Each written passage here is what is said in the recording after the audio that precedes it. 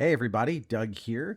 Before we start out on our pilgrimage on Final Fantasy X, I've got a lot of big announcements here. Some exciting stuff going on here at the podcast network. So we have started a Patreon. Just go to patreon.com/nostalgium to join in. You can join in for free and get access, of course, to this podcast and our other show, Playing by Ear. But at just $1 a month, you can join our Discord and get in on the discussion happening over there. And for $5 a month, you get all of our bonus podcast content, including all of the episodes of Still Muppeting and our brand new shows coming down the line, which include Cartoon Therapy. That's an improv comedy show we do once a month, where we sit down with a famous cartoon character, put them on the couch, and try and get to the bottom of what's really going wrong with them. And there's hopefully other bonus podcast content coming along with that. And at higher tiers, there's even more stuff. But we want to give you an opportunity. If you want to support us with actual dineros, that's where you go. Very much appreciated. So you support us, and we support you with more fun stuff coming from Nostalgium Arcanum and Playing by Ear. So hope you go check that out. And with that, I think it's ready to start our road trip for Final Fantasy X. Here we go.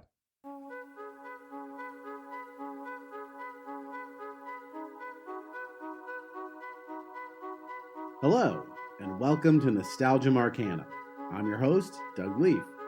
Each episode of this podcast, we'll look back on the movies, TV, games, people, and phenomena that we still love talking about all these years later, and ask ourselves why these bits of pop culture still enchant us today. This week, we'll be revisiting...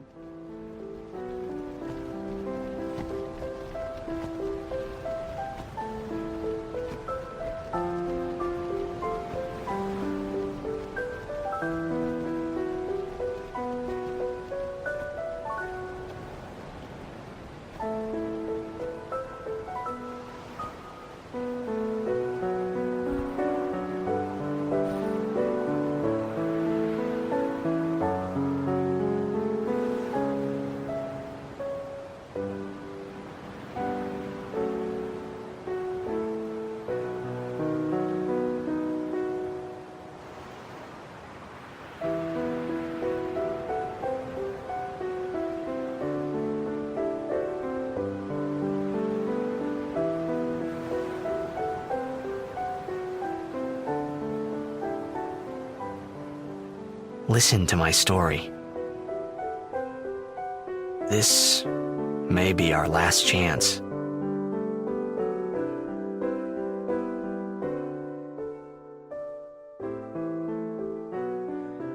Final Fantasy X is a game that plays like a dream, whereas its predecessors required you to go forth and kill God. Final Fantasy X says, hey, what if we took that one step further and asked you to bring down all of religion with it?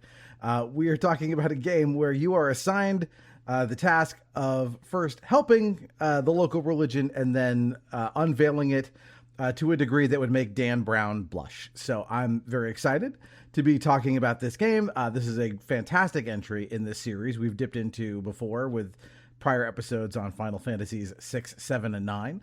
But I'm glad we're getting around to 10. So to help me do it, I have some wonderful guests with me. First, returning to the podcast very recently, having been on talking about video game soundtracks, please welcome back Tales from the Backlogs, Dave Jackson. Hey, good to be back after such a long time away. Great to be here. Thank you for inviting me back. And hey, we didn't get to talk about Final Fantasy X on that soundtracks episode, so here we are. Yeah, I was surprised. I had a hunch that maybe you would bring it up, but it's okay because we'll talk about it plenty today because this one's a banger, like many in that series. So, and of course, I have one more guest with me. I have a full RPG party with me today, and he is a new guest to the podcast. Please welcome to the podcast, game critic Luis Aguas Vivas. Hi, Luis. Hey, great to be here, Doug. Great to be talking about probably a formative game, I think, for a lot of people in our generation who got to experience it, Final Fantasy X. Yeah, this was your pick. I brought you on, Dave, just because I know how much you love this, and it would have felt like weird to do this game and not have you here. But Luis, since this was your baby, I'm going to start with you and tell us why you picked Final Fantasy X, your nostalgic memories of it, and why it's still here with you today. Yeah, it's a weird game because I sour on it a bit as I get older, but it still has like such a like strong like presence in my mind and in my life, unlike many other games, because it's actually like influenced like my perspective of the world like a lot. Probably, what game has created more atheists than like Final Fantasy X? Yeah, if you like I said, if you like the Da Vinci Code, buckle up because we're gonna get into some serious religious conspiracy stuff on this. Now, was this the first Final Fantasy game you played, or just the one that hooked you, or? No, it's not. It's not the first, and it's definitely not the first that hooked me. It was just obviously it's a confluence of things, right? Coming out of the PlayStation. I would say this is like the first proper PlayStation 2 game, like the one that was like, oh, this is like a new world, right? Using like the emotion engine when it comes to with these graphics. It really captivated. It captivated me in a way that no other video games have done. Yeah, I'm with you on that. I'll save my personal experience with it in just a minute. But Dave, I'll turn it over to you because, like I said, this is one that's come up. I know you've done your own episode on it on your show, and like it's a game that is very near and dear to you. So, yeah, let's start there. Tell me your nostalgic memories of Final Fantasy X. Yeah, so my first Final Fantasy game was Final Fantasy VI on the Game Boy Advance when I was in high school, which would have been playing it around 2004, 2003, something like that, which is after Final Fantasy X released, notably. I didn't have a PlayStation 2 when I was like growing up. I didn't have any PlayStation console for a long time. And then when I moved into my dorm room in college, my roommate brought a PS2. And he played a bunch of stuff on it. We played a lot of Guitar Hero on that thing. But the one thing that like really stuck out was one day he put in Final Fantasy X and he started playing it. And it was like from the very beginning. So I saw like the opening cutscene and all that stuff.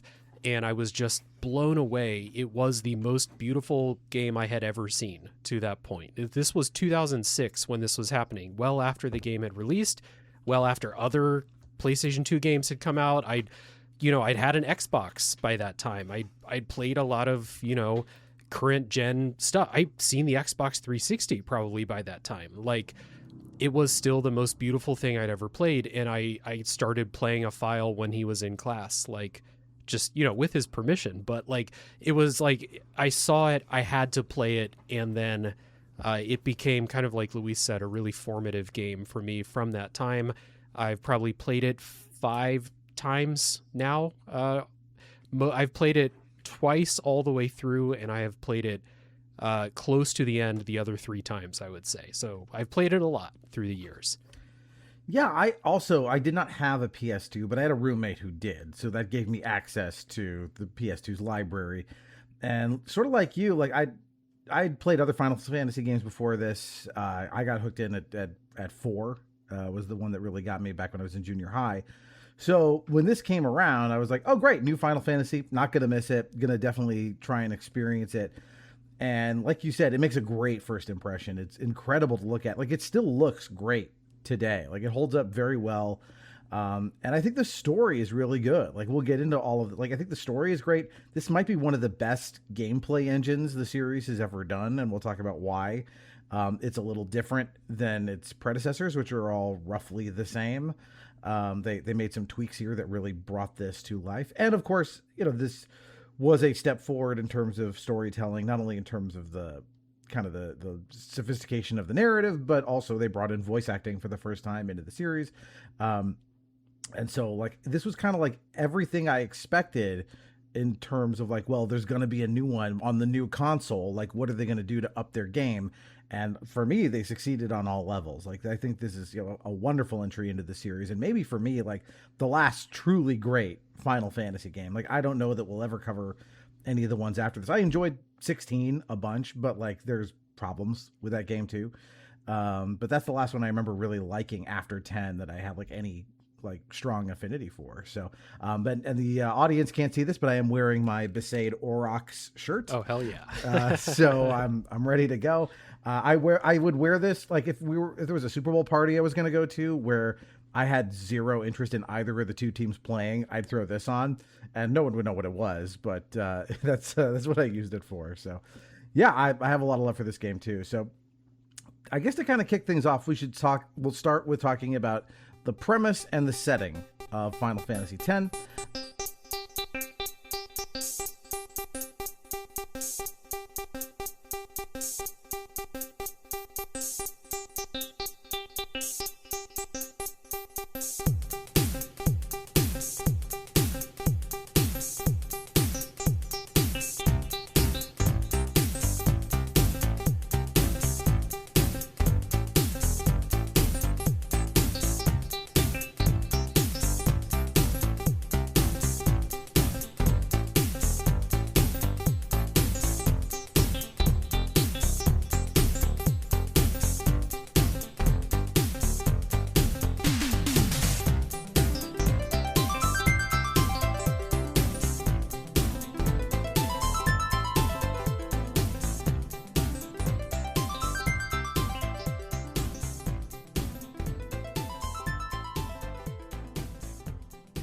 First of all, for any newcomers who have not listened to one of our episodes on Final Fantasy before, they are not sequels to each other. You do not need to have played any of the others to know about this one.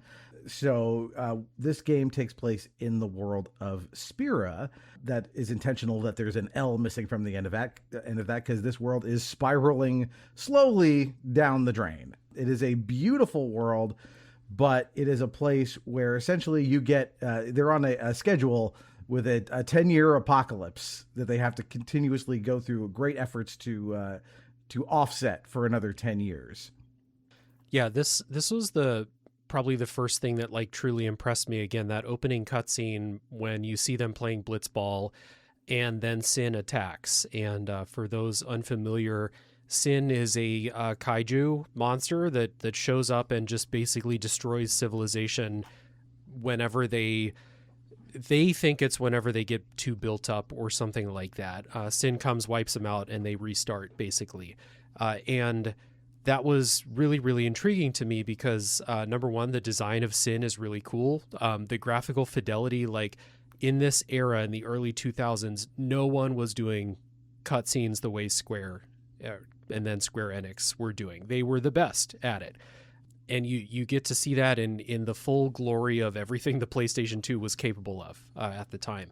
And then, like, because Sin is this civilization destroying thing, there's this whole religion built around it about how they think they can get rid of Sin by living a life free of like living a life free of technology and free of technology that's too advanced, we'll say, free of machina, as they call it in the game. And it's really interesting, the world building, even before you get into like the plot of what you're actually doing in the game, the world building of you have this civilization destroying monster, you have this religion that's sprung up around it, and then you have these people who are constantly living under fear of annihilation. It's it's like endlessly interesting to me. Even I will never tire of talking about this world building here. Yeah, Luis? Yeah, I think this might be the best world building Final Fantasy's ever done.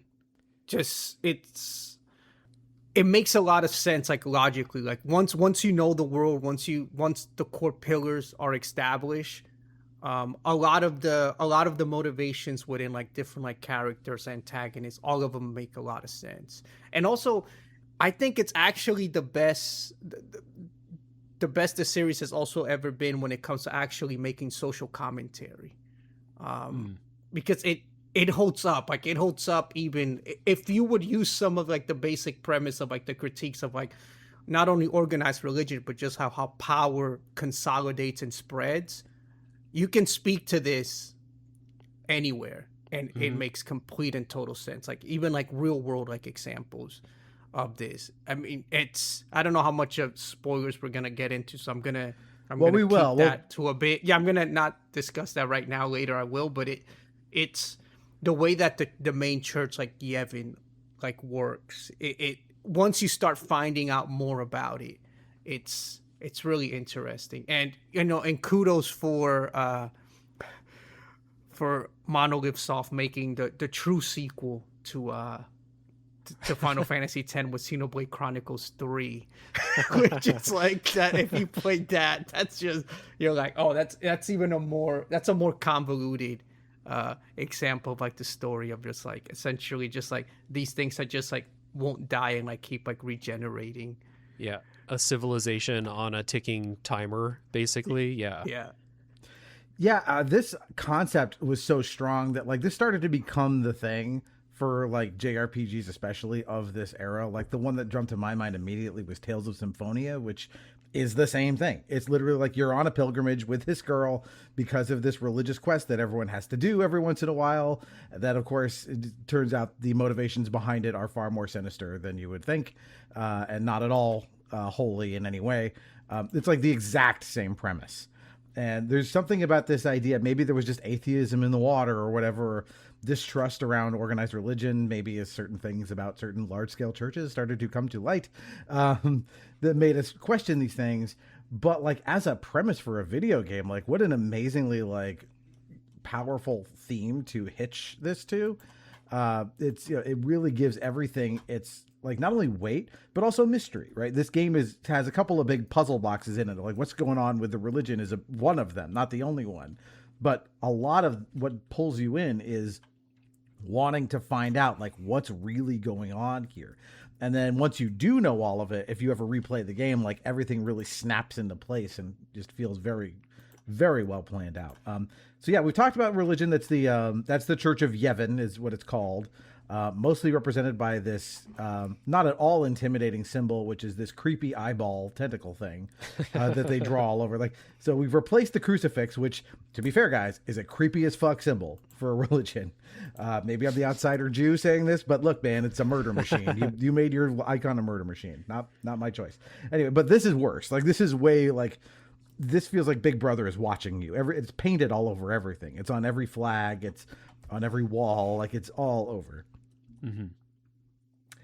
And not only do we have a powerful religion as a major theme here, we also have straight up racism. This is a game where racism is a big part of this game.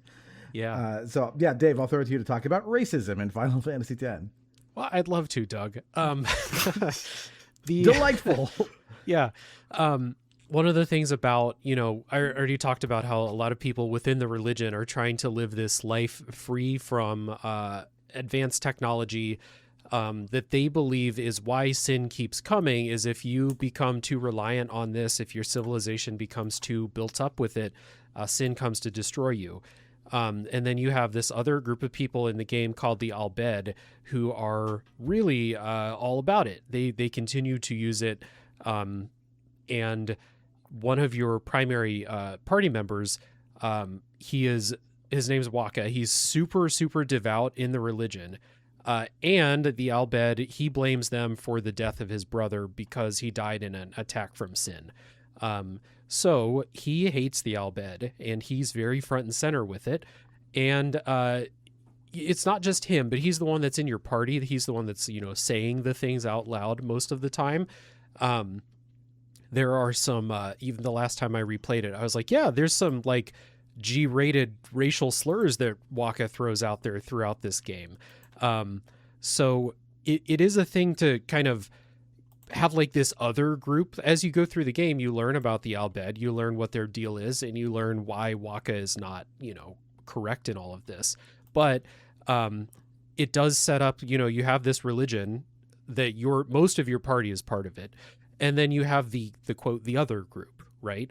And they're the ones who are the cause of all of our problems because they won't stop using this damn machinery that's causing sin to come take us out. So I wouldn't say that it's like a core theme of the game as much as religion, as much as some of these other things are, but it is prominently on display often when Waka's talking.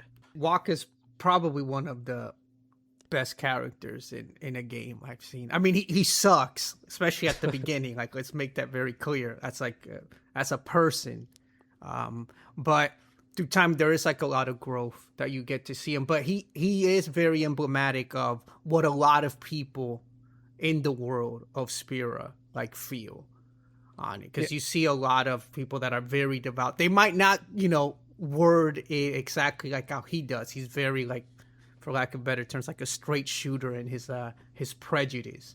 But you see that other characters also talk about technology, which in the game they call it machina, like advanced machina, and how machina is bad, the Albed are bad, etc.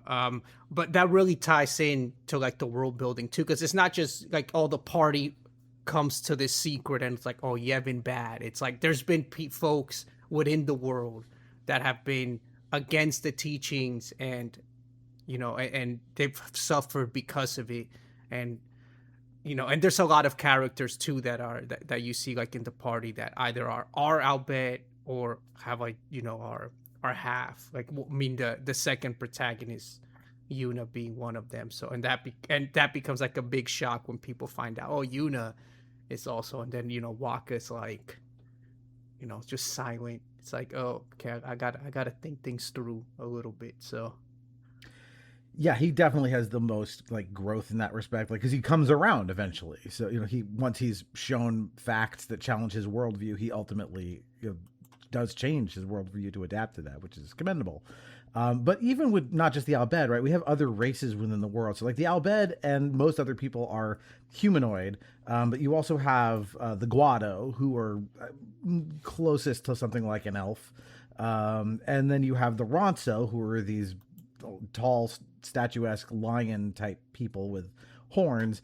And even though there's not as much direct racism at these either two groups, you do get a little bit of a sense that like the rest of the humanoids kind of view them as a little bit lesser.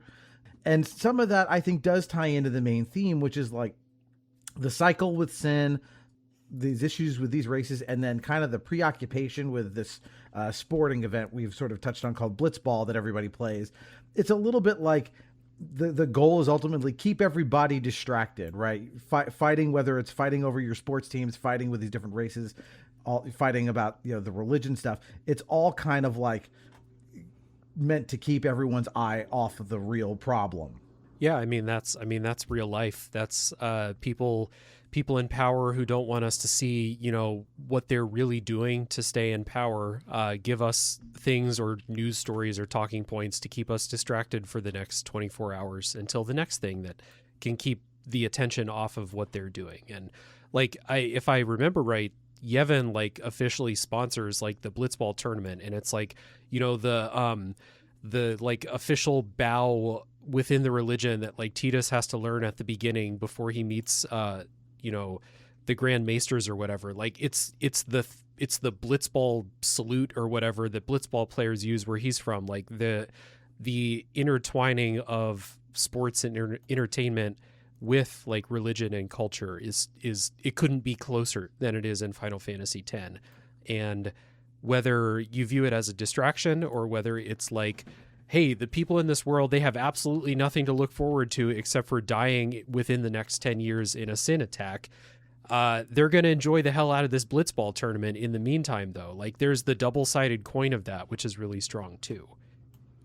Yeah, I mean, and the game still takes it even a step further, which is like that the cycle of sin, and it's not just a distraction. It's actually like it nurtures like Yevon itself. Like it needs to happen for the church to keep like its power.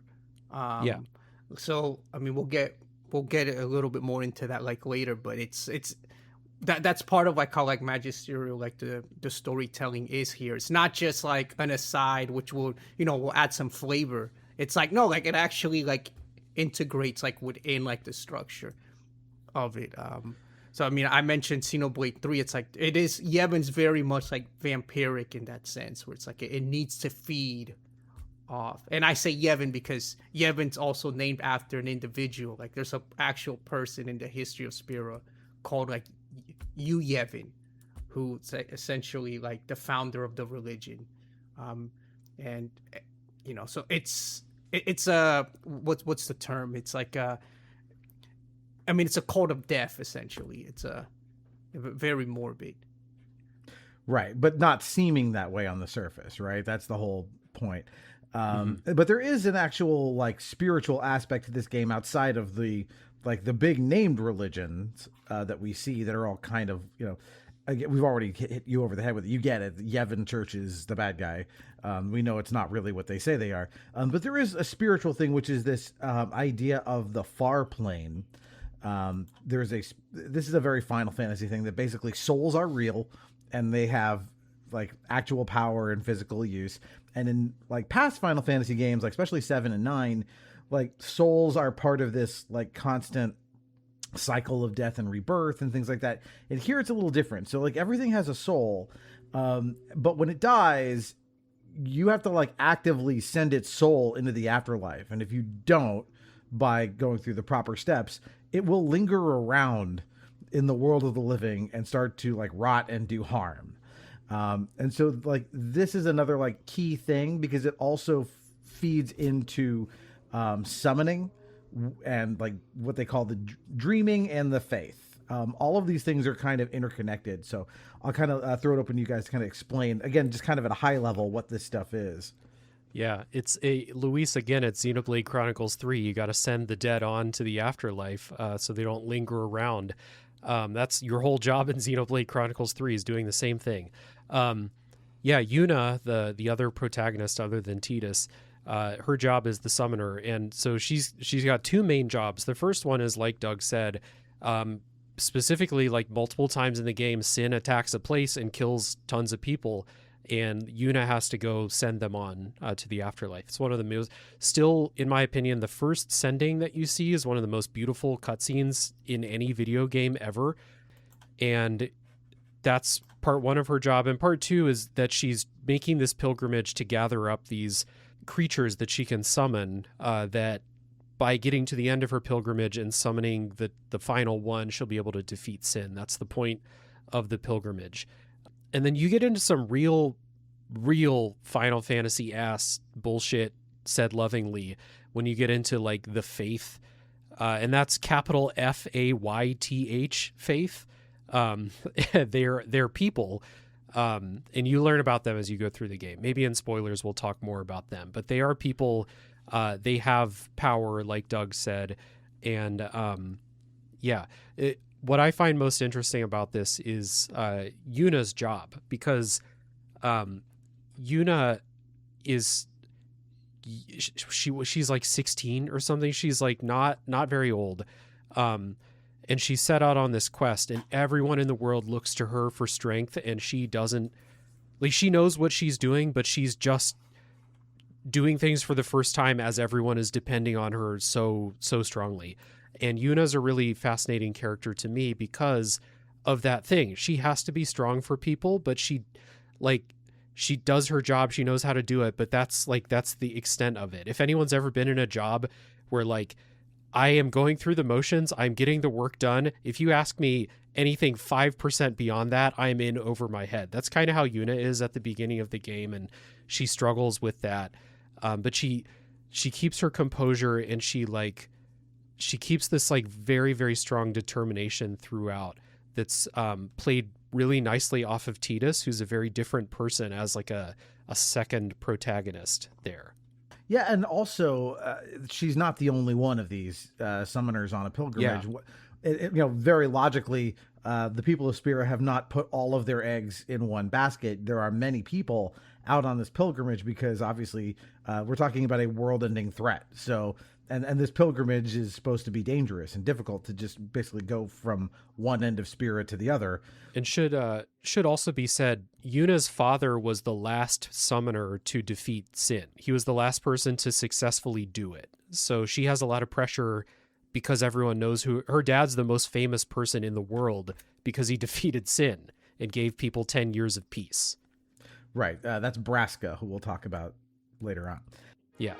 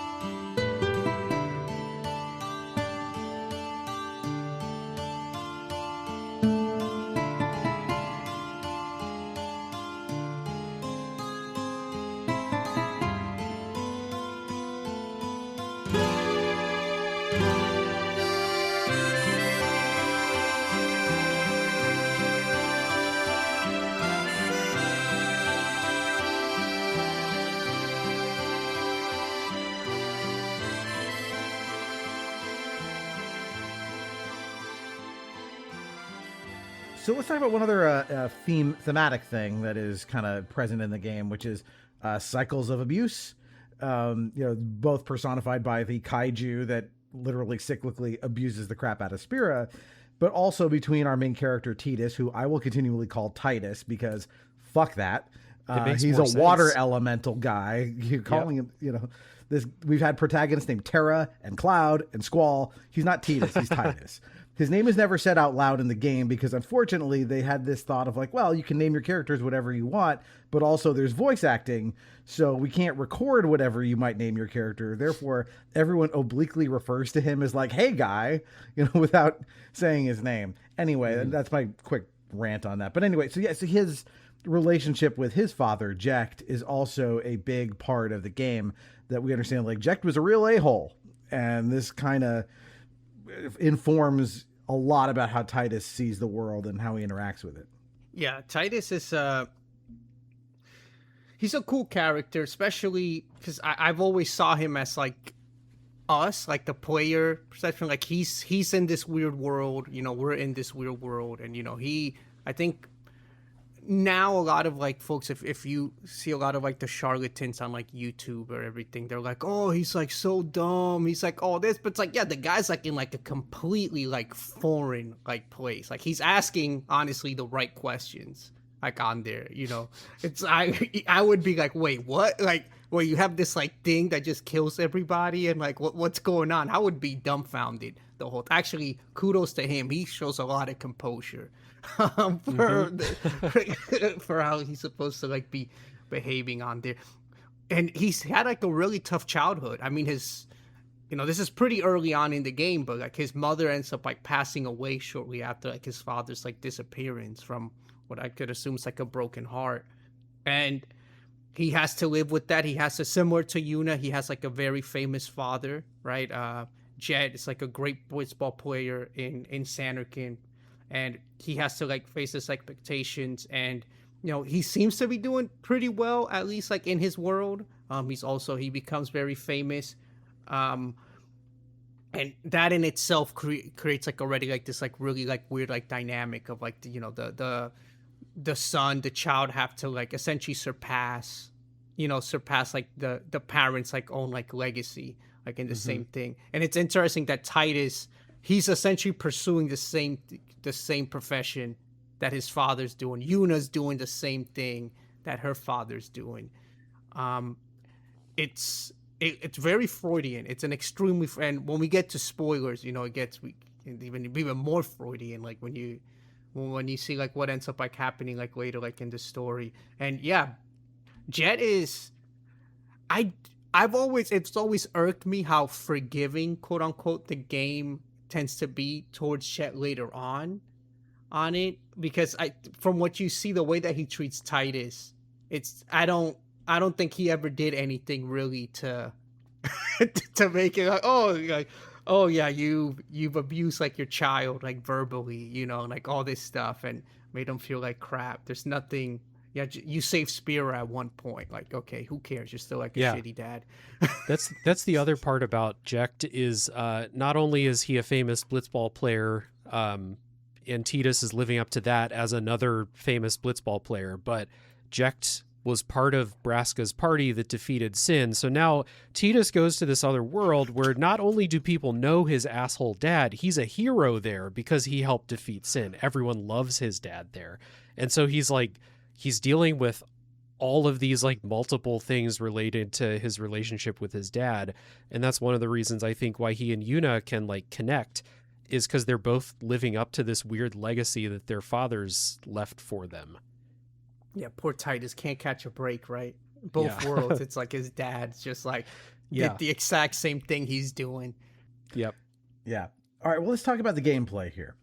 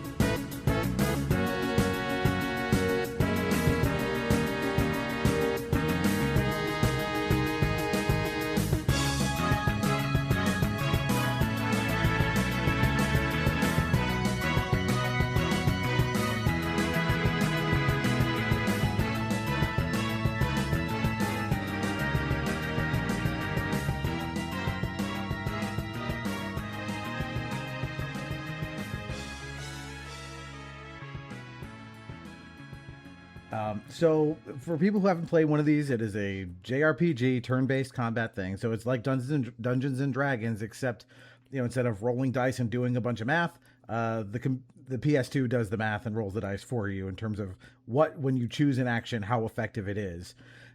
But what was really an interesting change from the series up until this point is, instead of just taking turns back and forth, here the game actually shows you on the right-hand side of the screen the list of every character and opponent, like all the enemy party members as well, what turns they're going to take in what order. And so when you make choices in terms of swapping characters in and out, what move you might do, it not only shows what you're going to do, but it will show you potentially what the effect might be on the turns coming up. So you can find out, hey, if I do this, I might actually delay my enemy's move by a few turns, which means I can get a few more turns in before he goes.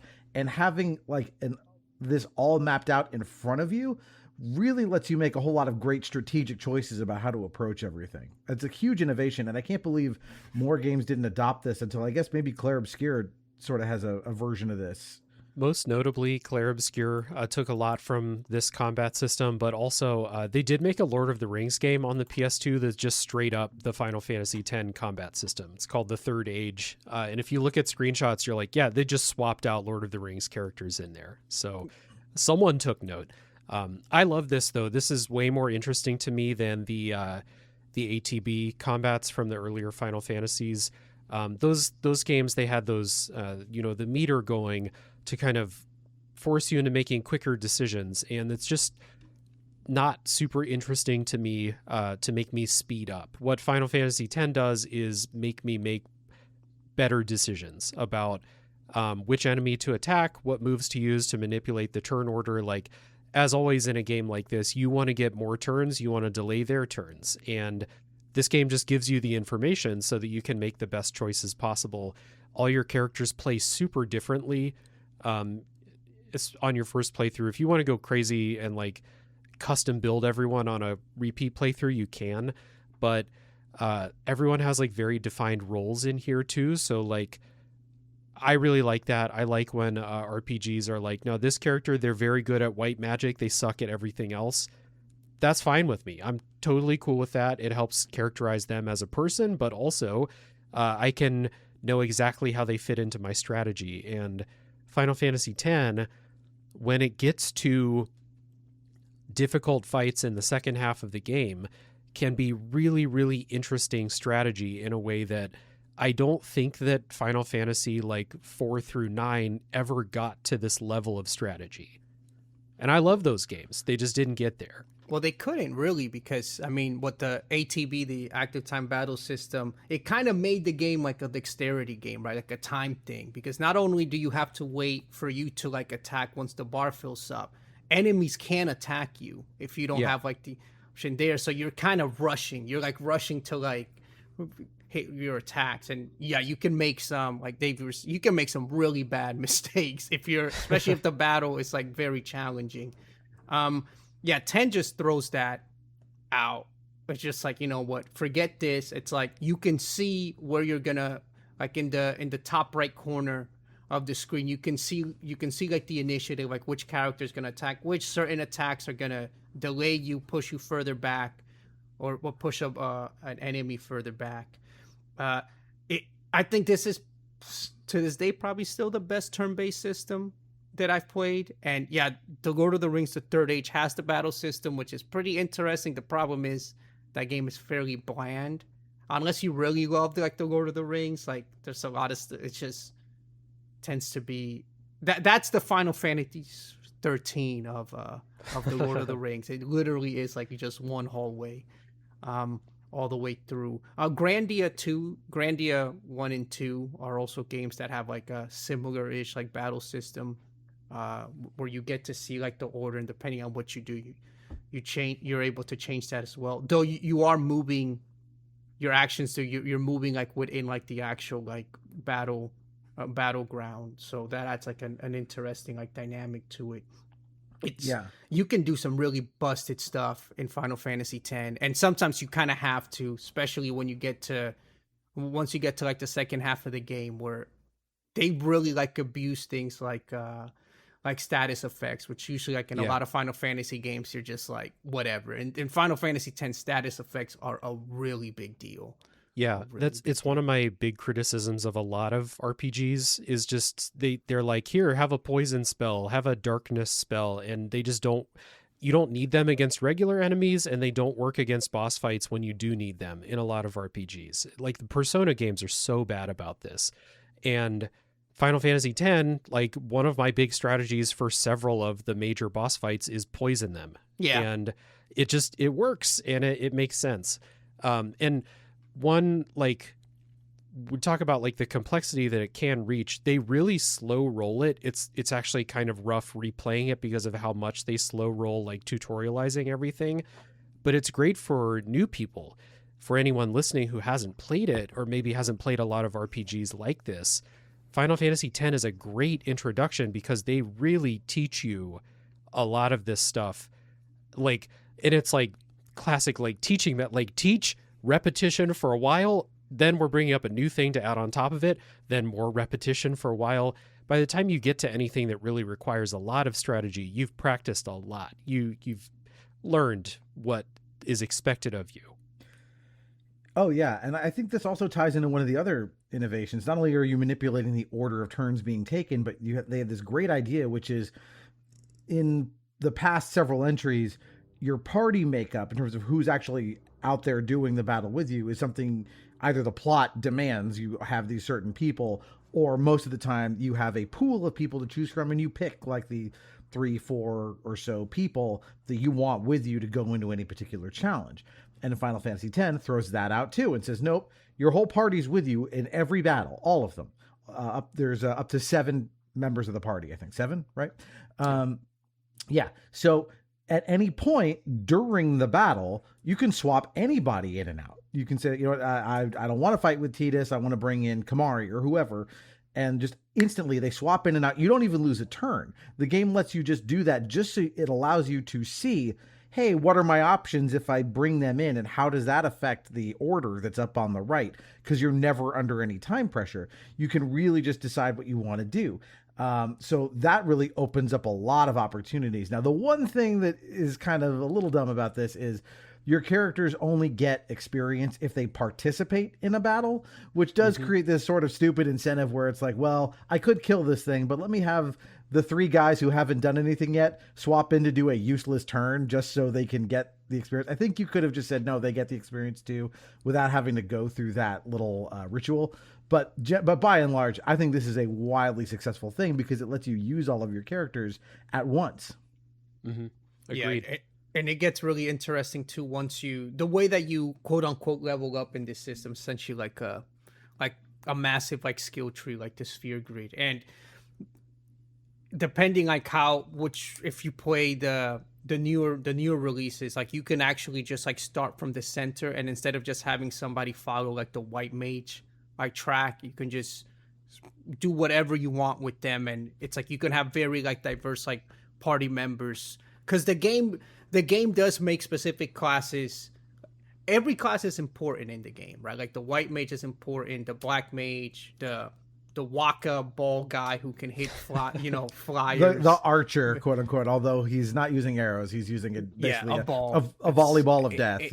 And just one of the greatest things to ever be put on a screen. Literally imagine you could throw a volleyball hard enough to kill a god. I was just about to say that. That's the only way canonically. That's how all these like really like Seymour dies, Waka with a ball to the face, right? It's but it really incentivizes that you should be using like all your characters. And if you're playing it with some experience, you can make it where somebody like Kamari, can be just like Tidus, right? Like it can hit like really fast. And you can actually then make it where you don't have to switch characters all the time. You can just make that certain key characters can hit specific enemies, because that's another thing too. Like certain enemies are very difficult to kill with just with melee weapons. You have to use magic. Others you have to use weapons that have like pierce on them, or you're just not gonna do any damage. Others are extremely fast that you're not gonna be able to hit unless you have somebody with a very high like speed stat. So you have to like balance that out. And yeah, to Dave's point, the tutorializing is difficult as somebody who's played the game several times going back to it, but as a new player, it does like onboard you like really well. Really excited for the Switch 2 version that's coming out. That's gonna be just like the PC version, which you can like fast forward through things and skip cutscenes, because the Switch version currently, actually a lot of the versions currently that are not the Steam version, you can't do that on. So yeah, well, since you brought it up, let's talk about the sphere grid. This is the way you level up in the game. It's a giant board game basically, and each character has a little dot that represents them, and as you get points for killing enemies, you can spend those points to move certain numbers of spaces along this grid, and along the grid are nodes that when you activate them, that's how, like, oh, here's a node that makes your attack stat +2, more powerful, or here's one node that gives you access to a particular spell. And because you're along this mostly preset path with a few little tributaries you can go down, this is what keeps characters roughly within their class system. So like when you're Lulu, you're the black mage, you start out on a path which is a bunch of black mage type spells, your offensive black magic. Now over the course of the game, you can ultimately unlock paths to let other characters get some of those abilities. In theory, if you were to play this game long enough, everybody could get every ability, but you'd have to be kind of insane to do it. But you could spend the time. But it's an interesting way of kind of making this all happen. But I want to move past it so we touched on it. A few other things about the gameplay. There's no traditional open map like there is in other Final Fantasy games. It's just nodes on a map that you choose. So there's no like wandering around, grasslands and things looking for stuff for the most part. But we should talk about summons. Summons work differently here than they do in other Final Fantasy games, where normally you would summon a giant monster. It's really just a big flashy magic spell, but not much else. And here they actually play a real gameplay role. So I'll throw it to you guys. yeah, this is post-apocalyptic Pokemon journey, where the Pokemon trainer happens to be a high fantasy Shinto priestess, being Yuna here with a party. Like summons are so cool. I remember just like the cutscenes for like the summons, like bringing them in. I think it's Final Fantasy since 7 they've had cool cutscenes, but this one I think really like nails it, where it's very much like of this world. Like the first one you get is like Valor 4, which is in Besaid Island, and just like that summoning sequence of it, and they actually build up as you go to like through the game. So they come in, they become like the party member once you summon them, and they have like all these like attacks that you can use. Unfortunately, I think the best call though is either to use them as like damage sponges, or it's for them to just like straight up just like use their overdrives, which are like their ultimate attacks, and just try to like take as much like HP from a difficult enemy as you can possibly like can. But you can like optimize them, like give them like specific like types of like of skills. I think each summon is like tied to a specific character, so depending like how strong that specific character is, their stats also increase. The summon's stats increase. So I don't remember, like I think Ilford is Waka, if I'm not, I don't remember who like Valor 4 is, but things like that. And you have a lot of standard Final Fantasy summons that are here, like I said, and some that are not, some that are completely new. Ifrit being one of them, that is one that you do know, but Valor 4 is new. Shiva is one that we've seen before, which has extremely awesome like animations. Like it's just one of like the coolest. Just that one. Bahamut, also extremely like awesome like animation. Probably like the coolest summon of all time. Yeah, the animations are so good. Oh, Animus, like that's yeah. that's That's spoiler. That's post game stuff. That's your if you want like your Iron Maiden cover, that's you bring in Anima. Yeah, exactly. Yeah. No, those summons are great. Luis covered like how they work in gameplay, but I want to just emphasize quickly, like, again, nobody did cutscenes like Square Enix did in the early 2000s, and these animations are so good, and they're very long, and you'll use the summons a lot throughout the game. So like watch them the full time once, and then turn on the option for like shorten the animations for later on. But they are great, and they do emphasize like these things are like coming from heaven and shit, like, or in some cases the underworld or something. But like the ones that you get, like Valifor, for example, like literally like descends out of the sky and shit. It's so cool. And it's like all the summoners get access to this power if they pray hard enough and they overcome the cloister of trials, then they'll be able to get them and use them. And they're great. And there's not too many of them, so they all get like a little bit of shine, and they play into your battle strategy really in like a couple of different ways, as was said. So I like this game's take on it, and I like that it matters. The Yuna is a summoner. Yuna is the only person who can use them. It's her job to tame and control these things.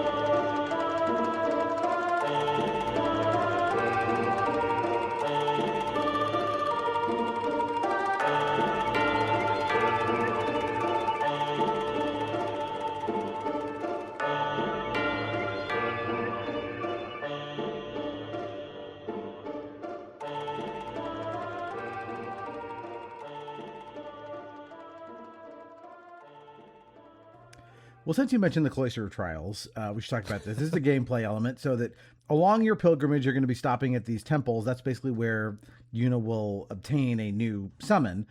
This is like the Stations of the Cross, or like you have to do each of these on the pilgrimage.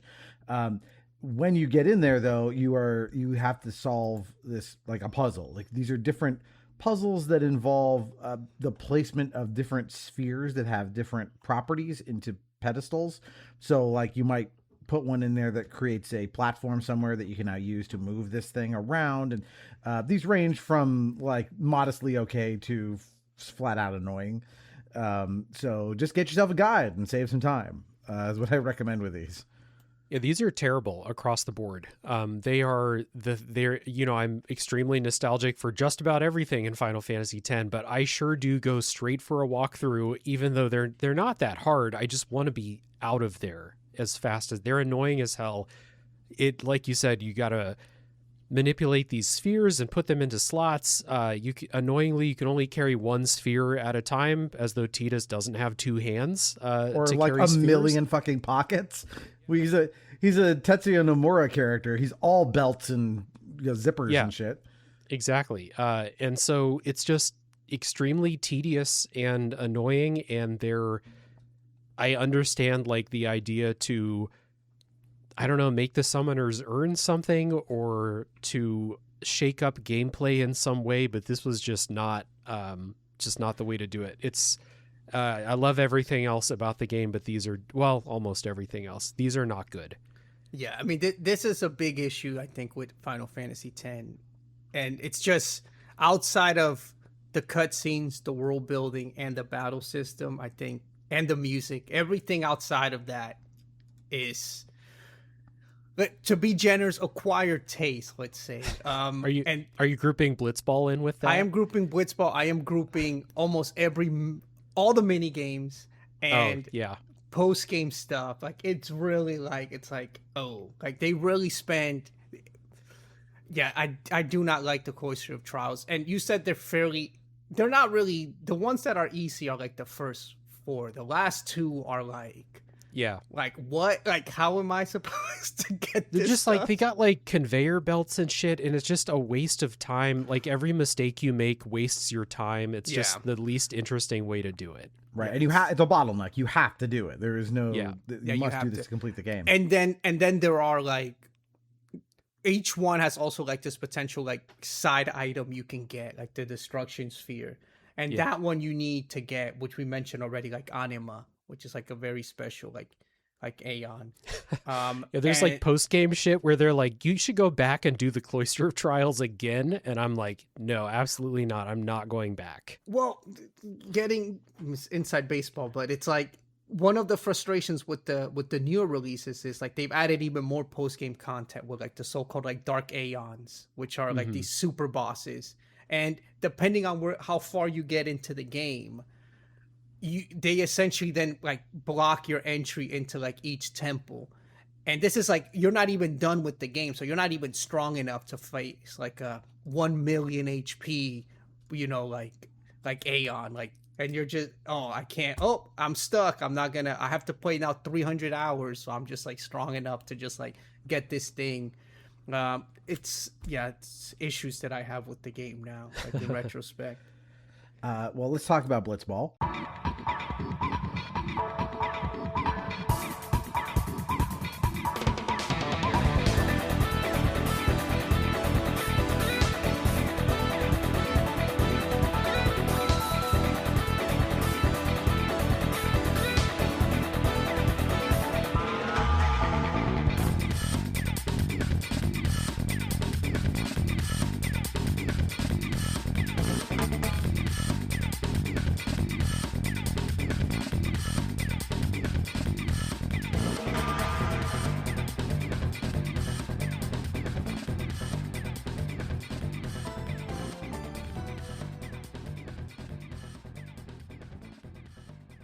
Since you said it, you get to play Blitzball, which is basically the concept is that it's water polo, except you're playing in a sphere of water, and I guess people in Spira just have gills. They don't have to come up from air or anything. You can stay in there as long as you want, and you're trying to score goals.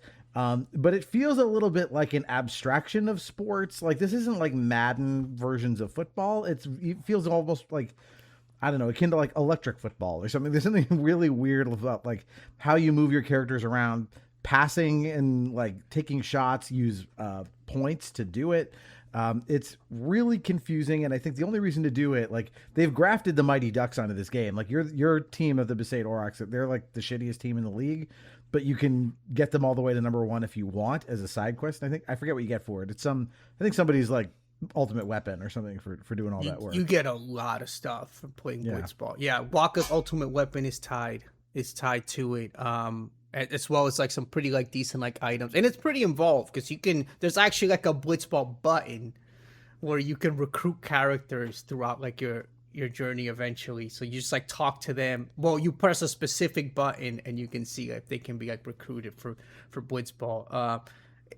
They spend a lot of time on it. It just sucks that it's such a shitty game. Yeah. It's and Blitzball looks so cool in the cutscenes where you watch people play Blitzball. It looks so fun, and I've gone back and forth. Like, every time I play this game, I'm like, oh, actually, Blitzball's all right. And then the next time I play it, I'm like, this game sucks.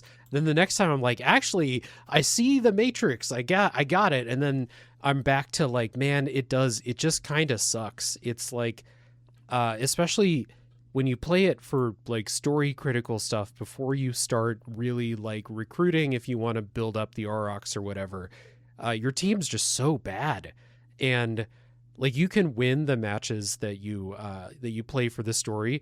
You don't have to, you can, it's hard, but it's like, it's all tied to stats. Your team is shitty. You have awful skills. Like, you basically have to win the mini game that you don't know is happening if you've never played the game before, in order to have any shot with like scoring goals early on.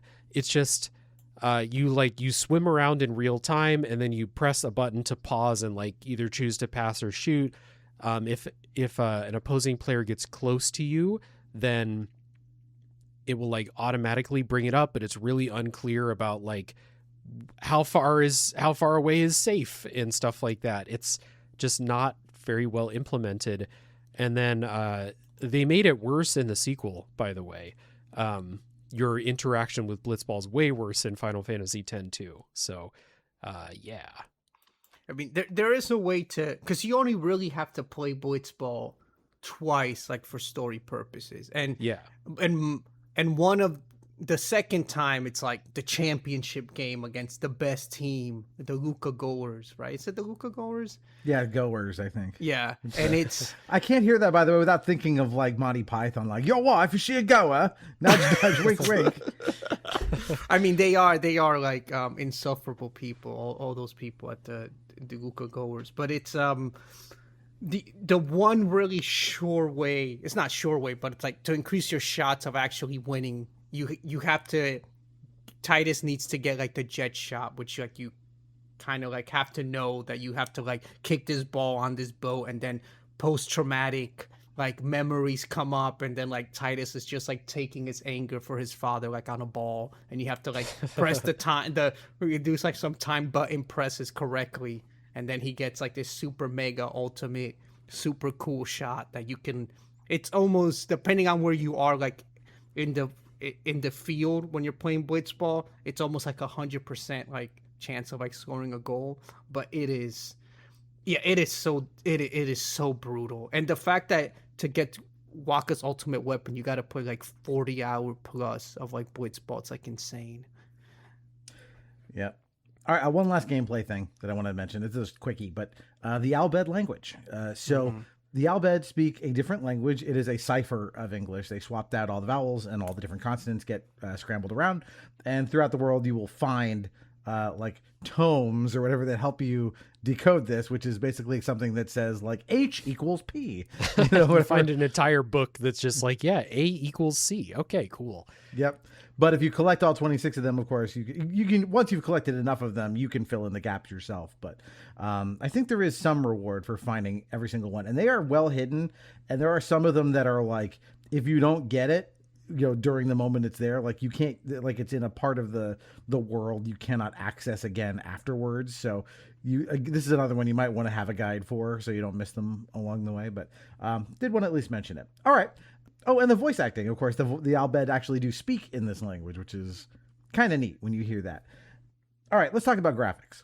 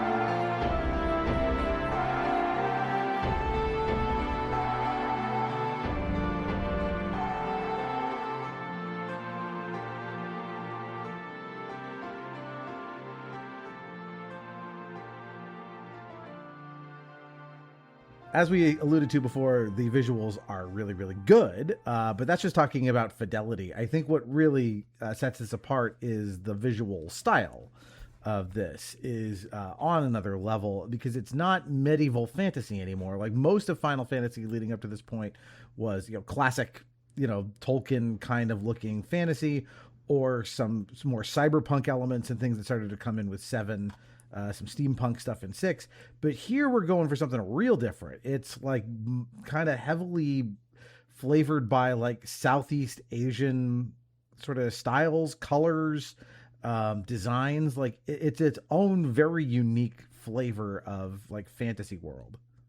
Yeah, it's gorgeous, and it's a very convincing world, and not one. I think the last Well, I mean, Square like dealt with some of these like quote unquote like similar locales before with I'm blanking on the name, the Chrono Triggers Cross. Chrono Cross, which is also one of the most like beautiful games like ever made, like those pre-render like backgrounds. um I'll just say quickly, just regarding like the graphics, the game is really beautiful, but in retrospect, especially if you know a lot about like the development and you know about how the game is created, I think they spent an obscene amount of like resources of making the game look great, like the fidelity of it, where that's why you have like it is like so like focused when it comes to like its linearity. But which I love, Hmm. actually. I think it's great, but I think that was like a design issue that they probably like ran into as they were like developing the game. They're like, oh, we just spent like 75% of our budget on just making these cutscenes. It's like, okay, let's do these things. And some of the character like models, like when you're not in cutscenes, haven't aged the best, and they've gotten a little worse actually with the remaster, which they have like this weird like filter like on their, everybody has like Botox on their face or whatever. Very noticeable.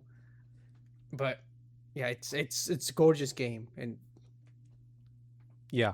The thing that like makes it stand out, I guess, or helps make it pop is Final Fantasy 7 and 8 are like this kind of sci-fi type things. They're darker, like color palette is darker.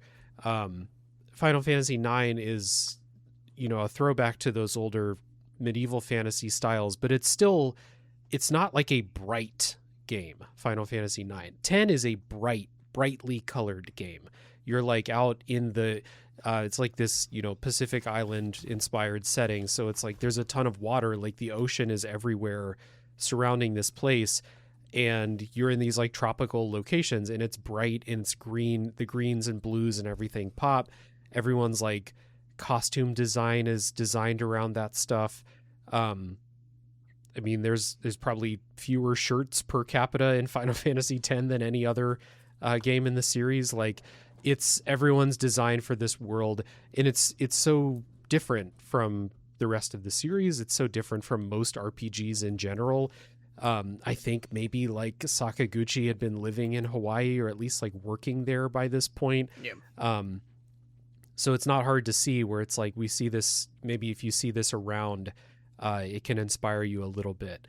I know Sakaguchi is not like the most involved in Final Fantasy X as opposed to other earlier games, but yeah, it's gorgeous, and not just in those cutscenes. And those cutscenes, and just general the visual look. Like the last time I played this, I played the PS2 version and not the remaster, and it's still gorgeous. It's not something that like needed a new coat of paint to look nice. It's just a beautiful game that like every now and then you'll catch an NPC who doesn't really have a face, and you'll be like, oh, okay, well, they didn't have time or money to give that guy a face. But otherwise, like aside from that, pretty great looking game across the board. yeah. And I mean, yeah, go ahead, sorry, sorry. Luis.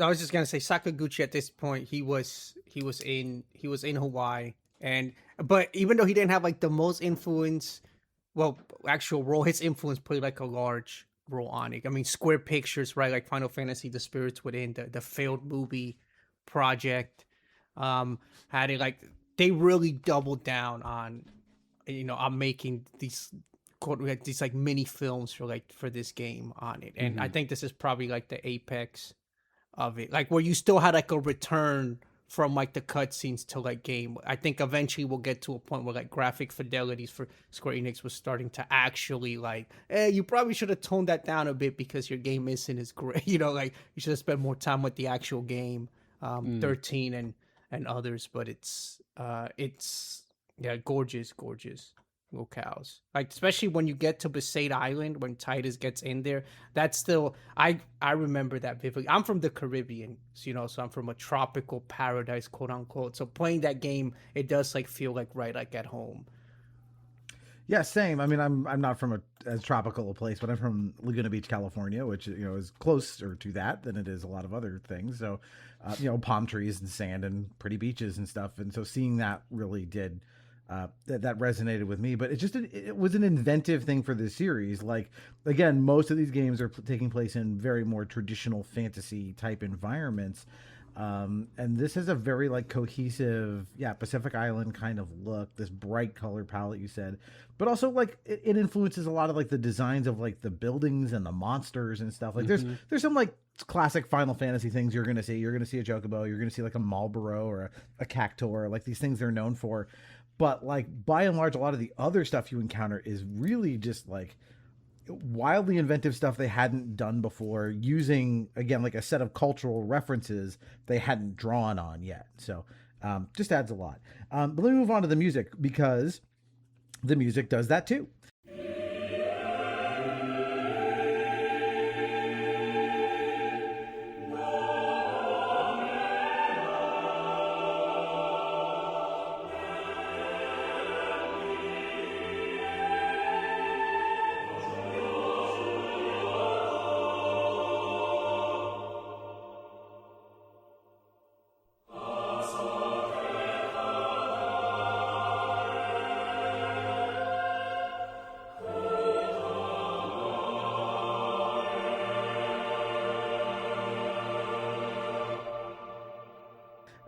The music for this game is wonderful. It is the composers are, of course, series veteran Nobuo Uematsu, along with Masashi Hamauzu. I know I'm pronouncing these wrong, and Junya Nakano. It's a very given that there's actually three composers. It's a very cohesive soundtrack, but it is a very different sound palette than especially the last few games. Like this is really going for, again, I almost don't know how to describe what this is, but there's a lot of very organic instruments in the forefront. You get a lot of things with like piano and like acoustic guitar, but then they will switch over to like more synthy things, or again, more like, Eastern instruments and stuff. Like they take full advantage of the fact this is on the PS2 to go much farther on a much more diverse and I think ambitious soundtrack. Yeah, it's not the first one, but it's like moving further and further away from those like MIDI soundtrack origins, especially through like the ones on the PlayStation.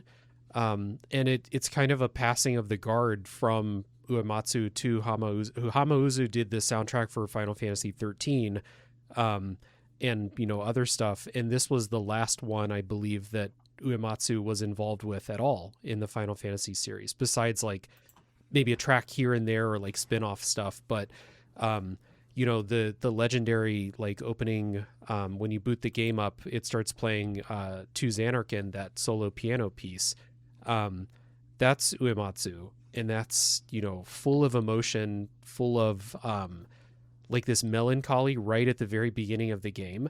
And I could probably do a whole podcast just about that song and all the ways that it ties into the game and the story and stuff. But then you have a lot of other different sounds in there. And so it is a really unique soundtrack within the series, because it does have a bunch of it has other people like prominently composing for it. And it feels like everyone has different styles. It all feels like the Final Fantasy X soundtrack, but you have, I just remembered a song. You do have a lot of different styles within that. Whereas like Uematsu could compose in a lot of different styles, but in those previous games that were all him, it all felt like his work. And you get a lot of different tones that I just don't think Uematsu is like as interested in, electronic music and stuff. And like the Final Fantasy X soundtrack gets a little bit into that territory. The reason I laughed is because I remembered that song that plays in the Destruction of Xanarkin cutscene at the beginning. There, yeah. It is, it's called Otherworld, I want to say. Mm-hmm. And it is Uematsu's love of heavy metal shining through. It's a bad metal song, but I love it. And it fits, I don't know that it even fits, but it's part of the game, and I love it for being a part of it. It's, and the way that it comes back later in the game in a way that maybe we'll talk about when we're going full spoilers. You got to find a way to fit Otherworld into the podcast here, Doug.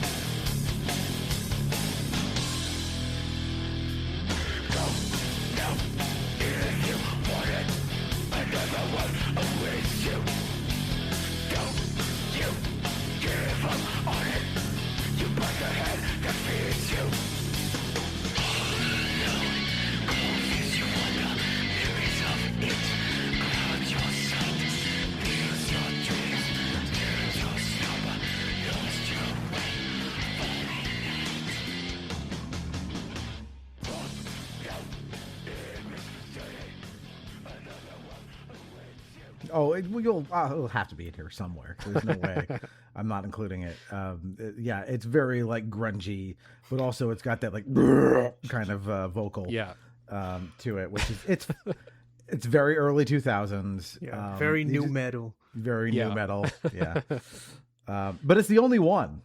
It's the only thing in the soundtrack like it. Yep. And it's kind of why it kind of works too, because it's like it's not, the game doesn't beat you over the head with it, like, and it does, and it's tied to specific scenes where you're like, okay, I get it, and they're all really relating to like Titus, so it's like, yeah, Titus he's probably like into this stuff. Yeah, I think this is when I always think of this like comparisons to like non-video game music, I always think of Bjork's album Pose, which is the album cover is very bright, which reminds me of the game, and then it's essentially like a world tour of music and like sound. A lot of it is electronic music though, but it's not necessarily like a one-to-one comparison, but I guess what it tries to achieve, like Final Fantasy X is like this world tour of like the cultures and sounds of like Spira.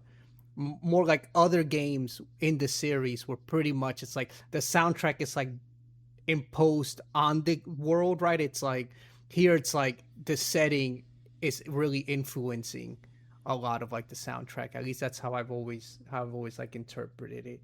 And yeah, that I still hum so many of these like songs like to this day. Like it's they still do like the classic Final Fantasy stuff of like characters have their themes, especially Yuna's theme, which then gets reinterpreted in a bunch of like different ways throughout the story. Whenever there's like a pivotal story cutscene, if it's not Otherworld playing, then it's probably some variation of Yuna's theme being like woven in there.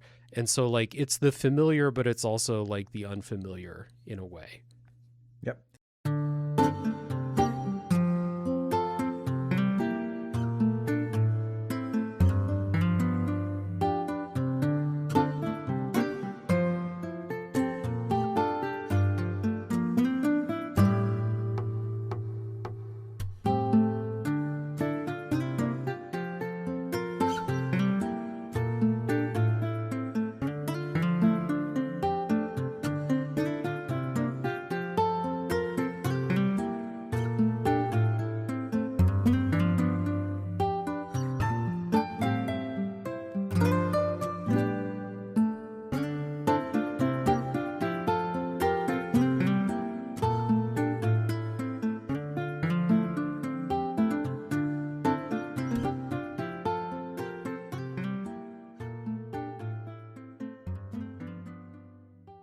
All right, so what we're going to do is we're going to go through the story of Final Fantasy X. We're going to take a little bit of a zoomed out approach because this game takes, many, many hours to play, and we're just not going to have that kind of time. So if you listen to our Final Fantasy VII episode, we're going to do this kind of the same way, sort of just look at chunks of the story to keep this manageable.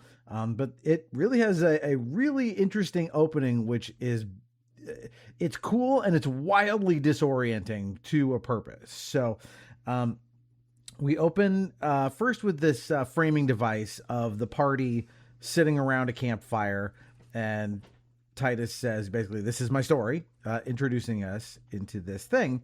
And we find him, however long it is before this, we flash back to him in the city of Zanarkand, which is this, highly technological, futuristic-looking city. And he's there to sign autographs and for fans because he's there to play a game of blitzball. He is a star blitzball player for his team, the Zanarkand Abes. But a couple of important things happen here. One, I guess the first thing that happens is the apocalypse happens. Sin shows up, which is this enormous, as you said, it's a kaiju. It's got a roughly like baleen whale aesthetic to it, more or less. And it starts destroying everything at this Jecht Memorial Cup to honor Titus's father. And Titus is waylaid by a character named Oron, who claims to know who they seem to know each other. And he guides him through a bunch of preliminary fights on their way out of the city. And then he briefly meets this like ghost boy like time stops. This ghost boy in like robes comes up to him and says, "Don't cry," and then vanishes. And then they see Sin. Oron gives him a sword that is a gift from Jecht, but eventually Titus and Oren are sucked into the maw of this thing before disappearing.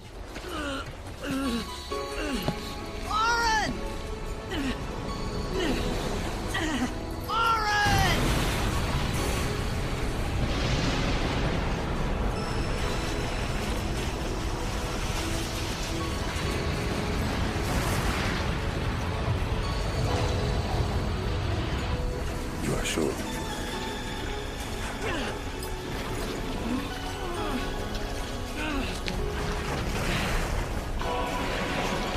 This is it.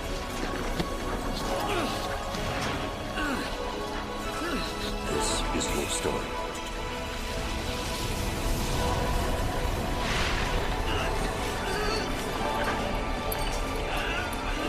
It all begins here.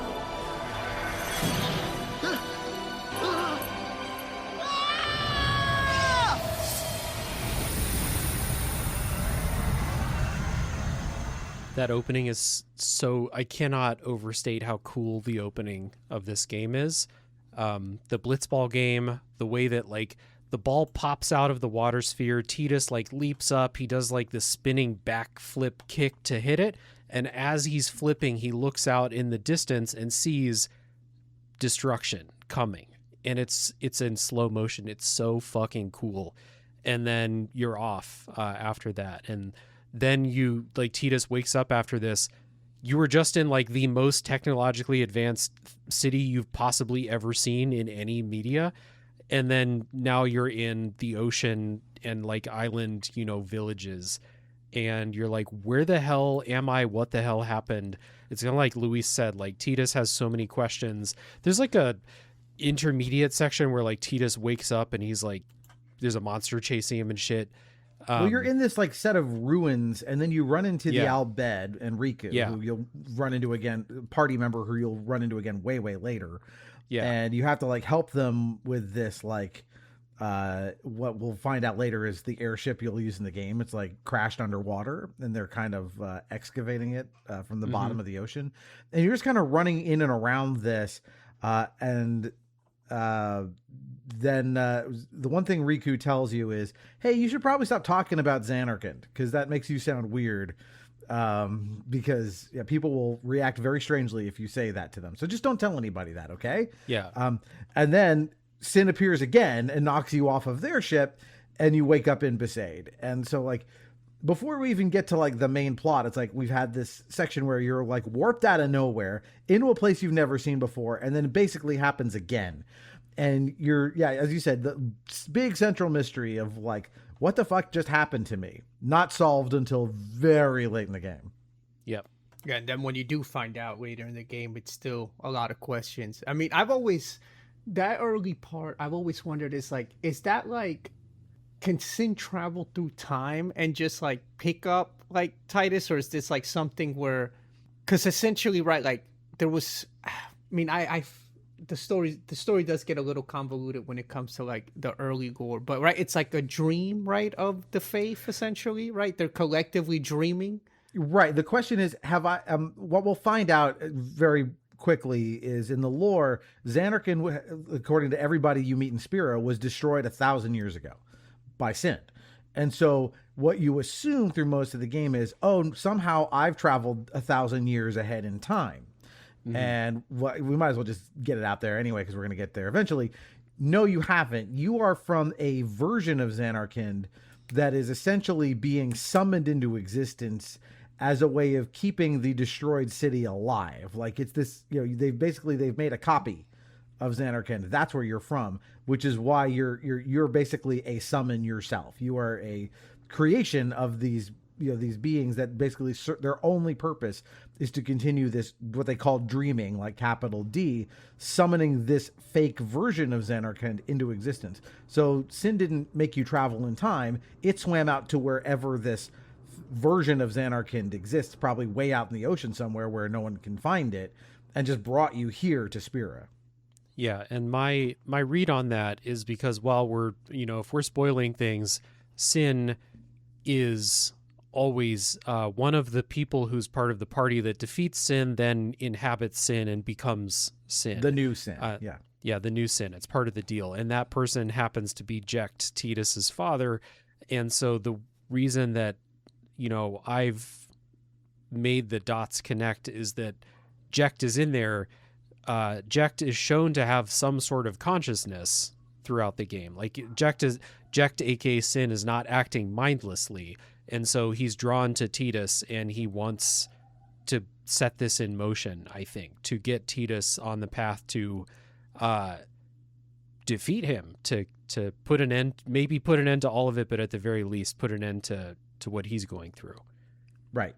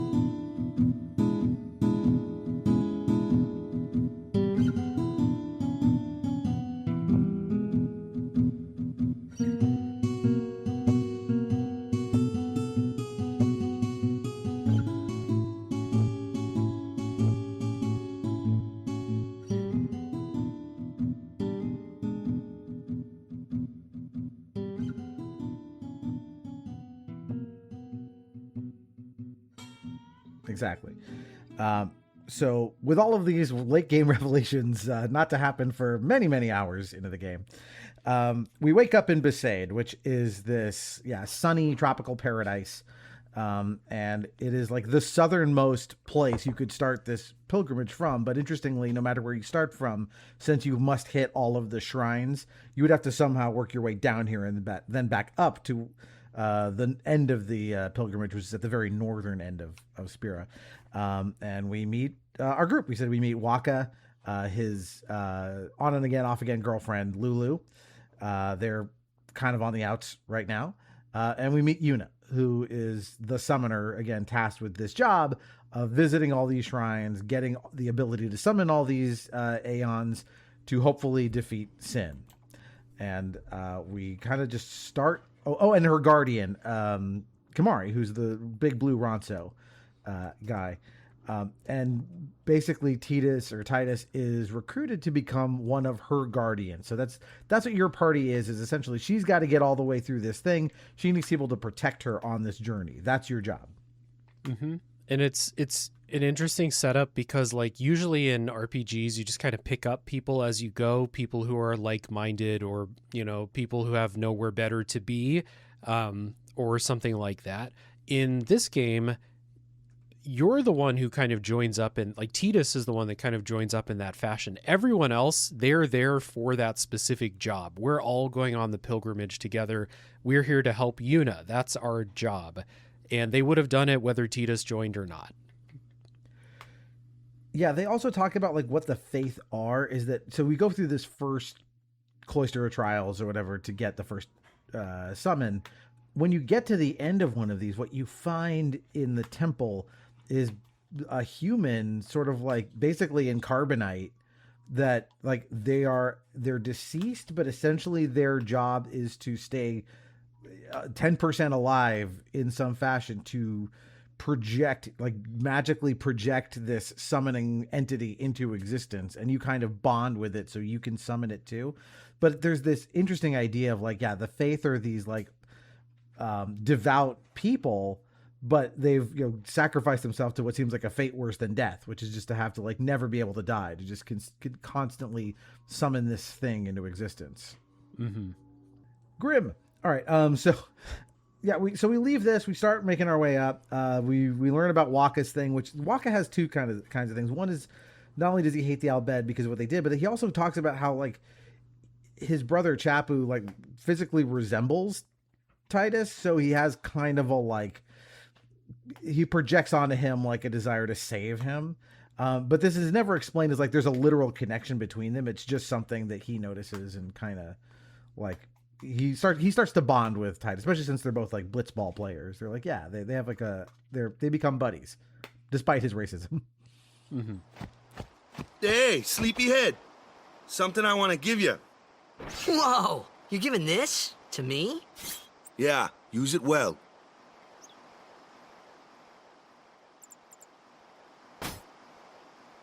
That's the sword you gave Chapu. Well, he never used it. Where's Yuna? We're taking the same boat as Yuna, right? Why do we gotta wait here? Yuna came to this village 10 years ago, when the last calm started. The calm? Since then, she's been like a little sister to me and Lulu. But she had the talent. She became an apprentice. Now, today, she leaves as a summoner. This is our journey. We should leave together.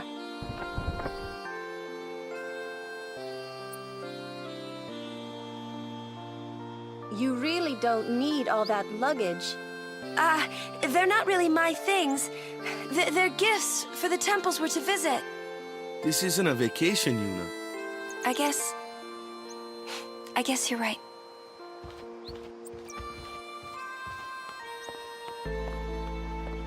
Okay, off we go.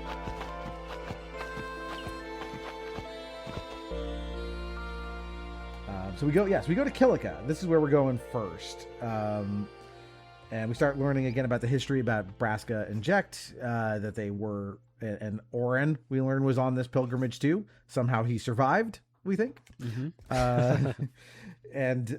But Sin appears at this little village of Kilika and just levels it, which is an interesting idea. We'll get to the summoning sequence, but it's not like there's one big apocalypse that happens where Sin destroys everything at once. Like for quite a long time preceding like the death, like it's big, but it's not continent big. Like it just stops in at different places, like wrecks lives and property and then disappears again. But yeah, now we're at the summoning, so I'll give it to you guys. Or the sending, I should say, not the summoning. Yeah. No, I think it's extremely like affecting like piece of like the game, and I think what Dave said earlier, like it's extremely like emotional. I don't know too much of a lot of like the core influences that were like used to like to influence like that specific like section, but it's very haunting, right? Like this dance to usher the dead to, I don't know, to the far points, right? And you find out during that if they're not, they become fiends, right? If they're not sent, mm-hmm. They become essentially like all these monsters that you're fighting in the game, which is also like really, really interesting because it's like also is there like no natural like fauna, like everything is just like people that have not been like sent out, like adds to like the morbidity of like of this world of like of Spira. I'm having a tough time thinking because it is something like this, like so like it is similar to like if you go to like a to like a religious place and you see something like very like moving, and they really capture that well. I don't know any other video game that has been able to do that. Yeah, it's her sending is like a group funeral because like all the survivors are there watching her do it, watching their loved ones being sent on, and like you can see like their spirits are like you can see them floating out there, and you can watch as Yuna dances, they gather and then they dissipate and stuff like that. And again, it's like she like literally walks on water as she does it out there. The imagery of it, and again, like the colors, the music, they're so beautiful. It's a really moving scene, and it's really like this is your first time seeing like this is the burden, not only the burden that Yuna takes on that we have not gotten the reveal about yet, but also the burden of like she's taking on the pressure of trying to literally save the world for 10 years.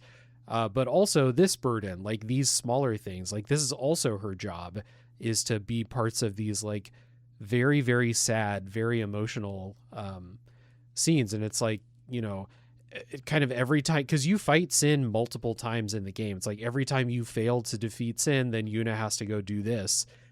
Or every time you just weren't there, or maybe we'll talk about Operation Mihen at some point, but every time they try and fail, the summoner has to go do their job after this. It's really like, it's, Xenoblade Chronicles 3. Anyone who hasn't played that game, if you're interested in these types of themes from Final Fantasy X, go play that game. It's really good at exploring these same types of things.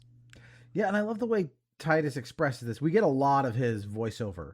Because again, the framing device is that he's telling the story, and he is the outsider. As you said, Luis, kind of saying what we're all thinking. Seeing this for the first time, and he says, "People die, Yuna dances." That's the way he phrases it, because there's a beauty to what she's doing, even though this is very sad. Like it's this feeling of like, I have to put a brave face on this. This game is very much about like having to put a brave face on very unpleasant things, even though it's beautiful. Like, as you said, like they call them fireflies. Like, those are the souls that you see. They're these like glowing opalescent kind of little balls of light that she then kind of sends them, and they just go skittering away. But as she dances and twirls her staff and stuff, so she has to go through this dance to make this happen. It's really sad. And so the pilgrimage moves on to the city of Lucca. This is the second biggest city in Spira, where there's this huge blitzball tournament going on, and we meet a whole bunch of antagonists, great and small. We meet the other Ronso, who give Kamari a lot of shit because his horn's too small. He doesn't. Kamari's pretty taciturn. He doesn't say a lot, but we kind of understand why. Like, the rest of his species is much larger than him, so he's kind of the runt, even though to us he's quite large. But we meet some more important villains here. We meet Grandmaster Mika, who is the Pope. And another slightly lower ranking church member, Maester Seymour Guado, who is the Kefka for this game.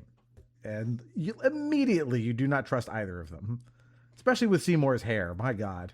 I was going to say, if you have any shred of genre savvy, the first time you see Seymour, you're like, oh, that guy's, look at his hair. Look at his belly is super hairy. It's like he has a very off-putting design in a lot of different ways. And then when you see him use his Aeon in the fight after the Blitzball tournament, you're like, that thing looks pretty evil. I don't know about this guy. Yeah, I didn't think he was a bad guy when I first played this, but to my defense, I wasn't genre savvy. Right? I was just taking the information as it was like coming in. But yeah, later you're just like, oh, this guy is I don't know, is he really bad when you think about it? Is he really the bad guy?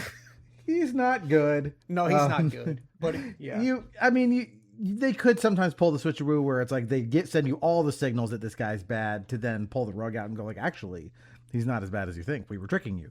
But yeah, bad. He's bad. Yeah. Yeah, he's creepy. And as you said, right, there's a fight, and he uses he summons Anima, this like really creepy metal looking thing covered in like, it looks like a mummy coming out of like a mummified pod covered in chains. Like it's a good design on that thing. Can we talk a little bit about because I don't think we're gonna cover this because this is like a post thing. Yeah, go for it. Yeah, I know there's like some weird connection.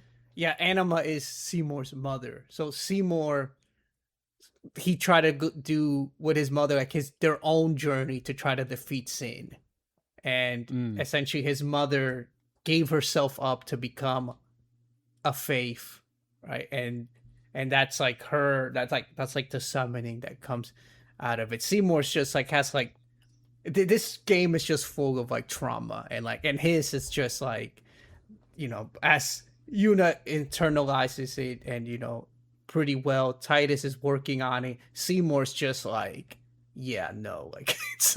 He also, well, we'll get into. He does a lot of really bad stuff, and it's clearly psychotic. He's actually also, I think, a better character than Kefka, because Kefka's just like cartoonishly like evil. Like Seymour, he has like motivations. You can see like why his screws like broke.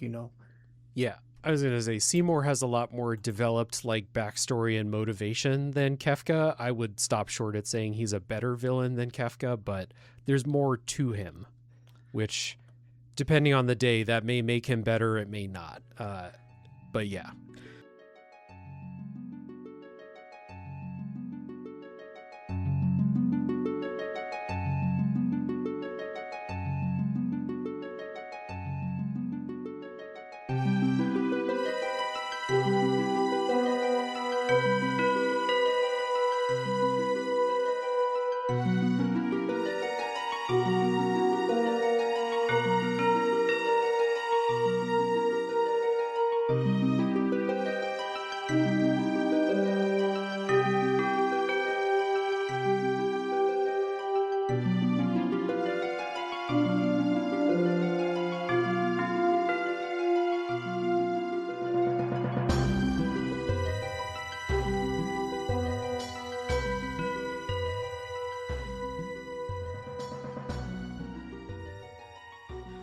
Yeah, and it's on our way out of Luca here that we get a little more about the nature of what our pilgrimage is for. This is where we find out essentially the goal is again to get to Zanarkand, which again sounds strange to Titus, going like we're trying to get back to Zanarkand. Great, so am I want to go home. But to get there to obtain the final Aeon, which is a summon that will be powerful enough to destroy Sin. But they can't go very far north because they are barred due to the ongoing Operation Mihen. Although Seymour uses his influence as a high-ranking member of the church to let them at least go past this. But now we get to Operation Mihen, which is basically they're going to use a whole bunch of big, nasty, like artillery type things to try and blow up Sin. And this results in a couple of things. One, it's a disaster. It doesn't work. And again, Yuna has to dance and send more people. But also for Waka, this is the first like crack in the armor of kind of going, wait a minute. If I'm a devotee of this church and the church is all about not using machina and machines, why the hell do we have all these giant machines lined up to go fight Sin? Yeah. In a game that has, let's say, mixed voice acting performance, like some good, some bad, a lot in between, Seymour is quite good throughout the entire game. And he has this great line in this part where Waka basically says, like, you're a maester of Yevon. You shouldn't, did I just see you using Machina? And Seymour just kind of nonchalantly is like, well, pretend you didn't see it then. Like, and what that's like it like rocks Waka to his core that, well, same kind of crisis of faith that I guess a lot of people probably have, where it's like, I'm following the rules set out, but the people who are in charge of everything, they're not. So what does that mean for me? And that's, another chink in the armor for Waka's devotion, we'll say, as we go. I love this. And the scene on the beach after Operation Mihen, when everyone's dead, they have this really somber music playing and you're just kind of wandering through the wreckage, is like really, really strong because they brought out all their firepower and it did not do shit to Sin. It's the first time, like, you've seen Sin destroy things, but you really see like, oh, we're going to fight that. And all this artillery fire, laser cannons and shit didn't do anything. All right. We've got our work cut out for us. How many died today? People die and Yuna dances. When will she stop dancing? When will it stop? Yuna won't stop dancing. Not until Sin is gone. Those were my thoughts then, I think.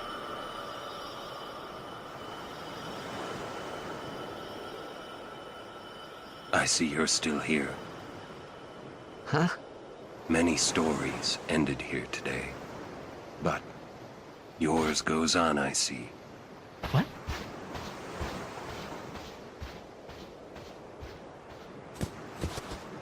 Sin had come and gone, but I remained here.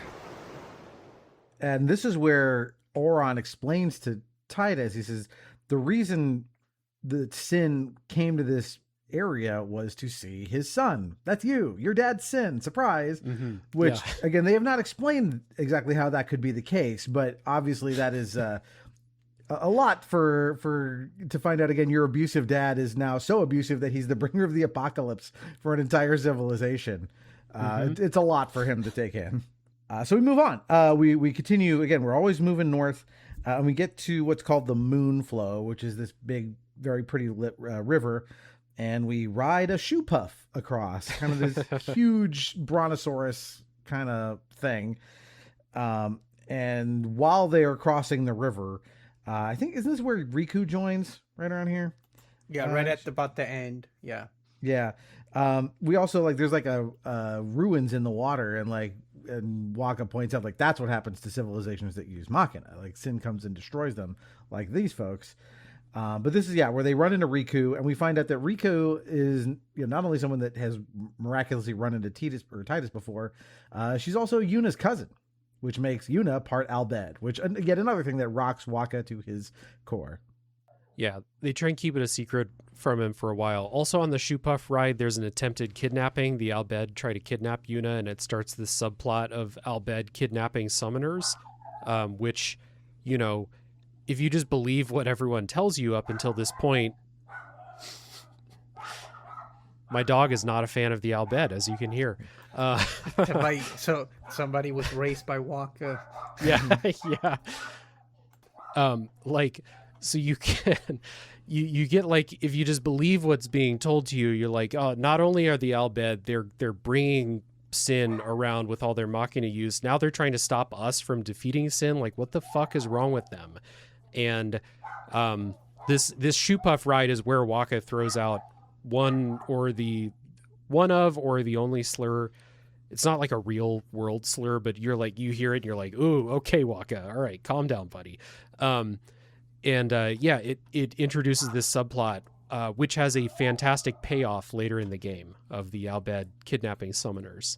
Right. We'll later find out, of course, this is to save them. Yeah. That's what they're trying to do. And so we move on to Guado-Salam. This is the capital of where the Guado are from, including Seymour, although he is actually, technically we find he's half Guado, half human. And they are invited to a party at his mansion where his father, who's the head of the Guado, is. And Yuna shows them a sphere recording of what looks like the Xanarkin that Titus supposedly knows. The spheres are, this is basically like, this might as well be a VHS tape is what it is. It's footage of this. And within the vision of this version of Xanarkin is Lady Yunalesca, who we're told is the first summoner to actually defeat Sin, along with her husband, this Lord Zeon guy. And Seymour proposes marriage to Yuna at this point. Wow, your face is beet red. You okay?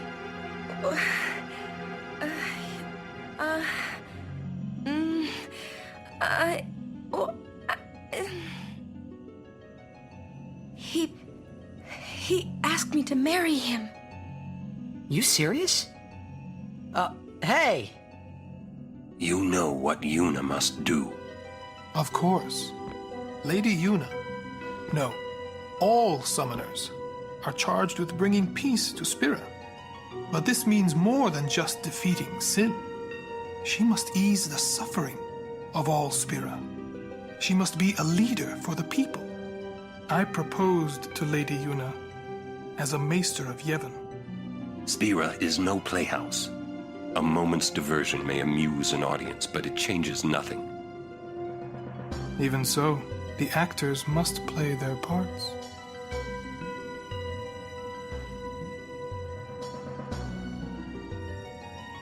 There's no need to answer right away.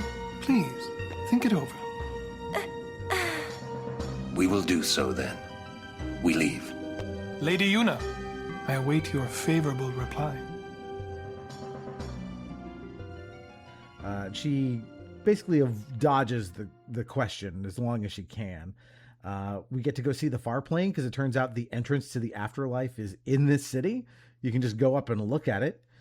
And this is where we get a little more about like Titus resenting his father, is that like his mother, we said, lost the will to live after he went missing. But then we get into this really weird thing that happens, which is Jiskel Guado, that's Seymour's father, comes out of the far plane as like a ghost, and Yuna sends him away. And this is our, great, like this turns the whole thing at Guado-Salam, which is already intimidating, into like a haunted house. Like it makes you just feel like, okay, we've stepped into something very bad and we need to get out of here now. Yeah, and not only do you learn this, but not long after this, you learn, Seymour killed his father, Jiskel, and then Seymour proposes to Yuna to marry him. And it, all of it was not a happy journey, but like everyone was like pulling in the same direction and stuff. And now you have this huge wrench in everything and like, let's be honest. The first time I played this when I was 18, I had a major crush on Yuna when I was playing, and I was like, you can't marry Seymour. Look at this fucking guy. Like, same thing that like Titus has going on in his head because, they're falling in love throughout the course of the story. And this is like a huge rock it rocked me and I like the party too. Like that, not only do we get the confirmation Seymour is evil, but also he's going to marry Yuna. That's fucked up. We can't let that happen. Yeah, no, it's definitely shocking. I think it's at this point, this is where the game starts to drop a lot of like reveals. This one was like Seymour killing his father. It makes it very clear, okay, this guy can't be trusted. And, especially if you were like me, you didn't have like any genre literacy. So it's like, oh, this guy's bad. Well, and let me just say, when I say genre savvy, I'm not talking about me when I was 18. No, I'm making a joke. Yeah. I know. It's not it's just, because I actually I didn't think much of like Seymour. I just thought it's like, the world's already pretty weird. Like, I didn't think of anything. So I was on board. It's like, oh, this guy's just like a powerful guy. Yevon isn't necessarily like a bad, religion. And you get to, and we didn't talk about this in the Mayhem Road incident, you actually get to play as Seymour. He joins your party briefly for one of like the fights. And he, and I don't know if you did this, but I actually like filled up his gauge and saw like his overdrive, which was like pretty cool. So I just, it's like, oh, he's just like a weirdo, who's sensitive. And then I'm like, oh my gosh, like, wait, he killed his dad? He can't be a good guy. And then, he clearly is not. And yeah, I was kind of mystified by it. And I'm like, no, Yuna, don't. This guy's bad. And it's also weird because he's like 16 and he's like 22, 23 or something. It's like, is that so? Yevon also like allows like child marriage. Yeah, it's weird. Guadalcanal is a very cool location though, and from Muka all the way to Guadalcanal, I think that's probably one of like the best stretches of like RPG. Like, I think that's such a. I actually have like just a save file where it's like in Luca, and I just like every few years I just like play from Luca to like to the end of like Guadalcanal, because it's so great. Yeah, and as we'll see, like Yuna's acceptance of this proposal ultimately, because she reveals this on their way to the next shrine here, this Makalania shrine where they go through all the lightning and stuff. That's where she tells them all, "Hey, I'm gonna do it," and they're all baffled. We understand though, like especially if you've played the game, like this is a marriage of convenience. This is meant to be a political alliance to satisfy. She knows this will make other people happy, basically. And that's what she's all about, because we'll see. She doesn't expect this to last all that long anyway. So the other thing we should mention is that during this like sending she performs at the far plane, Auron does not take very well to it. We haven't talked about Auron much since he first appeared, but he's sort of this mentor figure who's hanging around. We know he was part of the last party to defeat Sin, and he's got like a bum arm that's always kind of like in sort of a sling. We don't know why. So he's keeping all of his cards to himself for now, but that's notable that he reacts this way to the sending. So they keep making their way north, and eventually they get to Makalania Temple, and that's where we see like the sphere that the ghost of Jiskel gave to Yuna that shows like, yes, confirming Seymour murdered his father. And the party confronts Seymour outside the Chamber of the Faith, and we have a big fight with him, and they are forced they think they've killed Seymour, and unfortunately, like some of his acolytes take him away before Yuna can perform a sending, and that's going to be a real problem later. Mm-hmm. And they're branded as traitors for killing the head of the church, basically. So it's another thing for Waka. Like not only is my my faith been shaken to its core. Now we're killing the Pope or like, you know, a cardinal or something like that. Like, this isn't good. And then you're kind of, you know, it doesn't play out this way in gameplay, but narratively you're on the run from this part while still trying to perform your pilgrimage. Yeah, it's Square Enix needs to do a reimagining of this game like they're doing with FF7, but it's all like Waka's perspective. That's what you're getting. Like, it's all like it'll be hilarious, just like hilarious. Like, instead of like Titus, you know, saying it's like, oh, I didn't know about this, it's just like Waka reaffirming what happened with like a quote from like the Yevon like holy text. And then as the game goes on, he's like more bewildered. He's like, oh, like I don't know what. Oh, it's so funny. It's like, just imagine like the most like devout like person to whatever like religion it is, and like you just like essentially like trick him or you kidnap them to like they're on this journey, and then you end up essentially like destroying like the church. And it's like, how mentally, how would they like focus on that? Poor, you know, I feel bad for Walker. Yeah, it's this. I mean, if he hasn't had his faith shaken before, like having a high-ranking member of the church turn on you to the point where you have to kill him in self-defense because he himself is a murderer, like that ought to do it. That'll tell you that, you know, the church is not to be trusted. And so they end up like they're on the run. They plummet through like this like kind of sheet of ice or whatever in the ground, and they wind up they realize, you know, on top of Sin, who is just kind of peacefully slumbering there, listening to the music that what they call the hymn of the faith, which is that like whenever you're near one of these temples, there's this like religious like prayer basically that is sung, and it's like pacifying to Sin. Like, it's just calmly sitting there.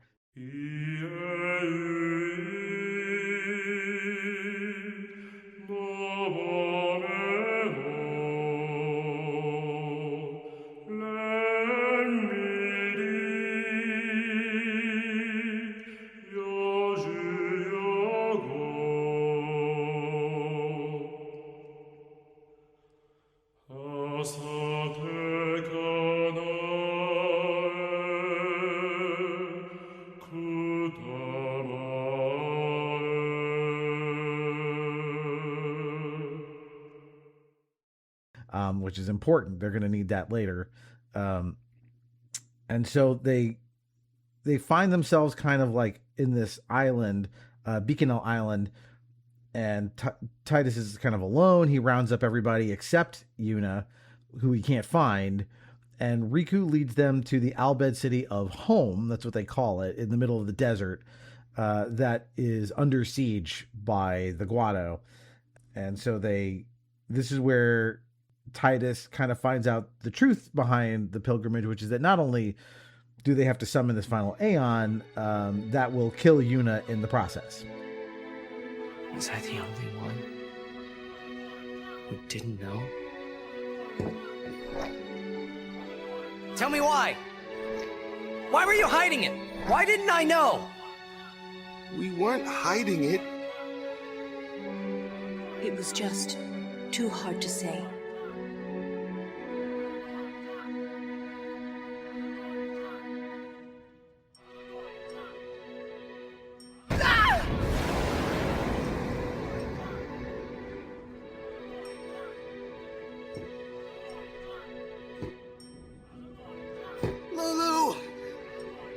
How could you? How could you? Isn't she like a sister to you? I thought you were family. Why don't you do something, Waka? Don't you think we tried to stop her? She follows her heart. You know, she knew what she was doing when she chose to become a summoner. To face Sin, yeah? Yuna knew. But Waka, that's just totally wrong. Summoners shouldn't have to sacrifice themselves just so the rest of Spirit can be happy, right? Yeah, and that's why the Albed have kidnapped her. That's why you can't find her, because she got kidnapped. And that's why they've been kidnapping all these summoners, is because they think that they're throwing their lives away. by doing this. And I don't know that they particularly have a better plan, but they don't think this is the way. So this is a great scene also because in that moment you can see Tidus like go through previous memories with Yuna in his head with the new context of like she thinks she's going to die at the end of the pilgrimage. And there's a bunch of moments earlier in the game, which is why, again, it's a great one to replay because this context is there the whole time. You just don't know what you're looking for yet. There's a bunch of times where like Tidus says stuff like, oh, after we defeat Sin, let's go do this and I'll show you my home and we'll do all this fun stuff together after we defeat Sin. And every time he says that, Yuna just kind of like solemnly nods and doesn't engage with it or changes the subject or something like that. And it's because she knows there's not going to be after we defeat Sin for me, but she can't say it. We got to get to the end. But I don't know what her plan was for telling Tidus the truth or if she wasn't going to tell him at all, but she sure as hell wasn't going to let it slip early in the pilgrimage. Well, we skipped past a very famous or maybe infamous one of those scenes. Yes. Way back where, she's depressed a lot of the time, because she knows, this is a death march for her. And Tidus doesn't know that. He's constantly trying to like, again, put a brave face or get her to cheer up. And there's this scene where he says, you just laugh. Basically, you force yourself to laugh and you kind of like can't help but feel good. You like the faking of laughing forces your brain to produce the dopamine you need kind of idea. Which I guess the designers of this game experienced in like some sort of therapy session in real life that this got. I've heard different stories. Like it was like from an acting coach or something like that. I've heard so many people's takes on the laughing scene. Luis, I have not heard your take on the laughing scene before. I think it's a great scene. I think it was, I took shots earlier, like in the recording when I said, charlatan, like YouTubers. And it's like, it's just like, if you play the game, like, you can argue that it's awkwardly like recorded given like the time that the game came out, right? It's like your voice acting in video games was still, it's not new, but it's still like getting figured out, right? And so that's it. But like within the context of this scene, it's just like, like the world fucking sucks. Like Tidus is somebody who usually would be the one that's cheering people up. And like Yuna's just somebody who like gives so much of herself to like everybody. Right. And it's just trying to, cheer, the guy who just found out some crazy stuff. It's just... it makes complete and total sense. It's I don't, it's what you can get away with. You can just clip something out of context now and just like get so much traction. This is weird.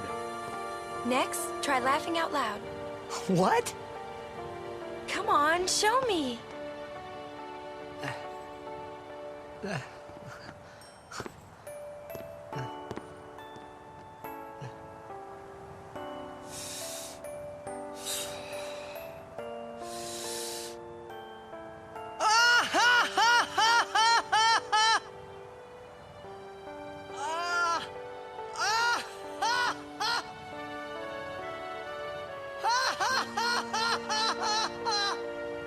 You probably shouldn't laugh anymore.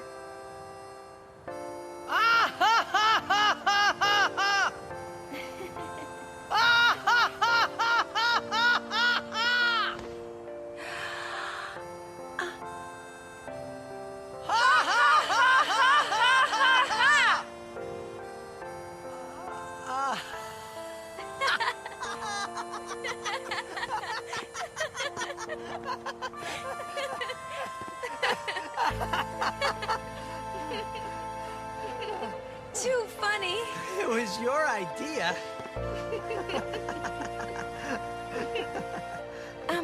Thank you. Huh? I want my journey to be full of laughter. Also, a little like development history for voice acting specifically. Like this was the time when they were not going to reprogram characters' mouths to move at the different pace of a sentence in Japanese versus a sentence in English. So all the Japanese or all the English voice lines had to be exactly the length of the Japanese voice lines, which is why a lot of the voice acting in this game in English sounds stilted and weird. There's some like really pivotal scenes in the game where characters' lines just come out way too fast, or stuff like that. And it's because the Japanese line's way shorter than the correct thing to say in English, and they just had to adapt to it. The laughing scene, I'm not sure, is a victim of that in particular. It's just a little bit awkward in delivery, but you're exactly right. Like within the context of the game and the story and that specific scene, they're just trying to make themselves feel better, and real life is not providing a lot of natural laughter for them. So of course they're forcing it. It sounds bad. So yeah, it's a great example of, I think that people are coming around again. There was a period of time where people just really could not think for themselves when it came to this laughing scene. I think we're a little bit moving past that, but I do think that it's a really good moment for Tidus and Yuna together. It is. It's like it adds like the chemistry, like which is like a great thing that this game does. It's like you really do see like the chemistry like within like characters, and it's not just like main characters, like supporting characters also. Like this really like builds on that. And anybody that's if you lived life, right, if you've had situations when you're down or somebody's trying to cheer you up, or you're trying to cheer them up, it's always awkward, right? Because it's like you're trying to completely steer the ship, right, from like one situation to another. It's never. And even as a teenager, I saw that, and it's like, oh yeah, I mean, I get that. I think it's lovely. I mean, it's lovely. Yeah, and I agree with you guys. Like in context, it totally works. It's he's forcing it. He's trying to get her to react by being silly.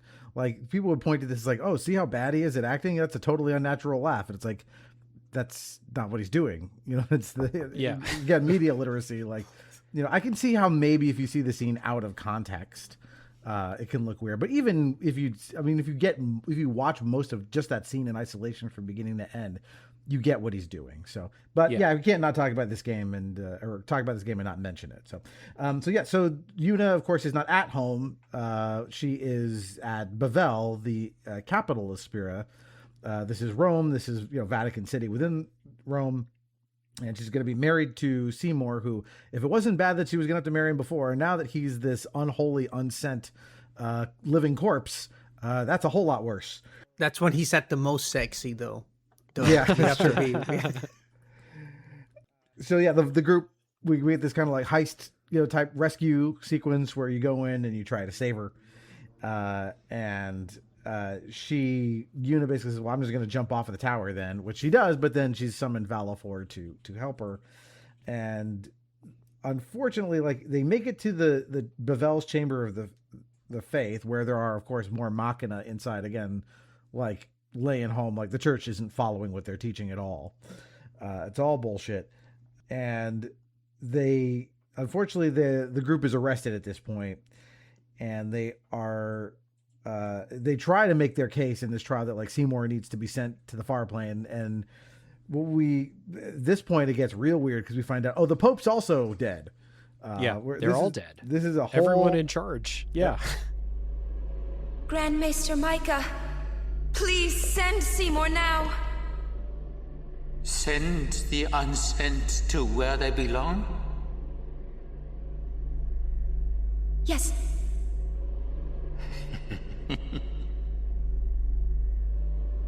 Maester? Send the dead,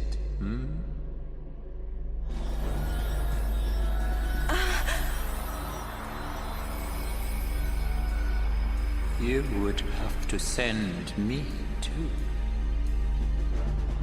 What? Grand Maester Micah is a wise leader. Even in death, he is invaluable to Spira.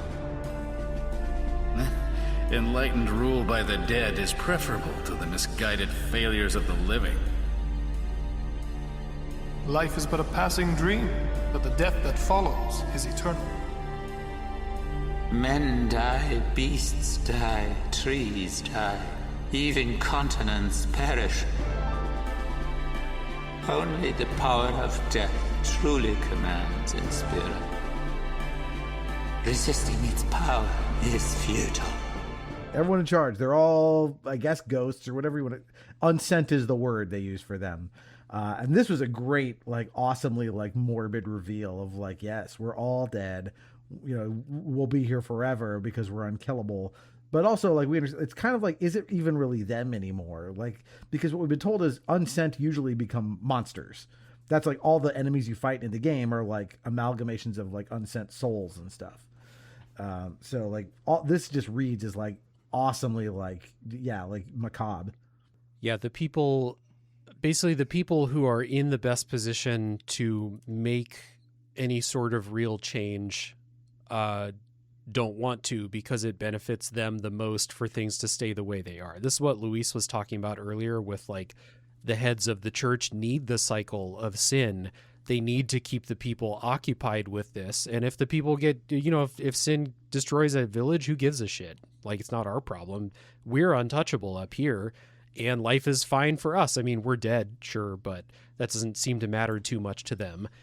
So again, like, not hard to draw real life parallels between people in power in the game keeping this cycle of destruction or, you know, keeping these injustices in place because it benefits them and fuck everybody else. Yeah, I mean, how salient this game is. Like, every time I rethink about it, I'm like, it really like hits home. And this is why, I mean, I mentioned Xenoblade 3, but every time I was playing Xenoblade 3, I just kept thinking about Final Fantasy X because, and I think Final Fantasy X does it in a less like convoluted like story. And it's also not like 120 hours. So Final Fantasy X, this is one plot point in Final Fantasy X, whereas it's like the whole world building in Xenoblade Chronicles 3. Which is really cool. I mean, yeah, it's great. But it takes like a really long time, and you kind of have to really be you have to like that like post like modern like structure that like Xenoblade games like get into to like really like get the most out of it.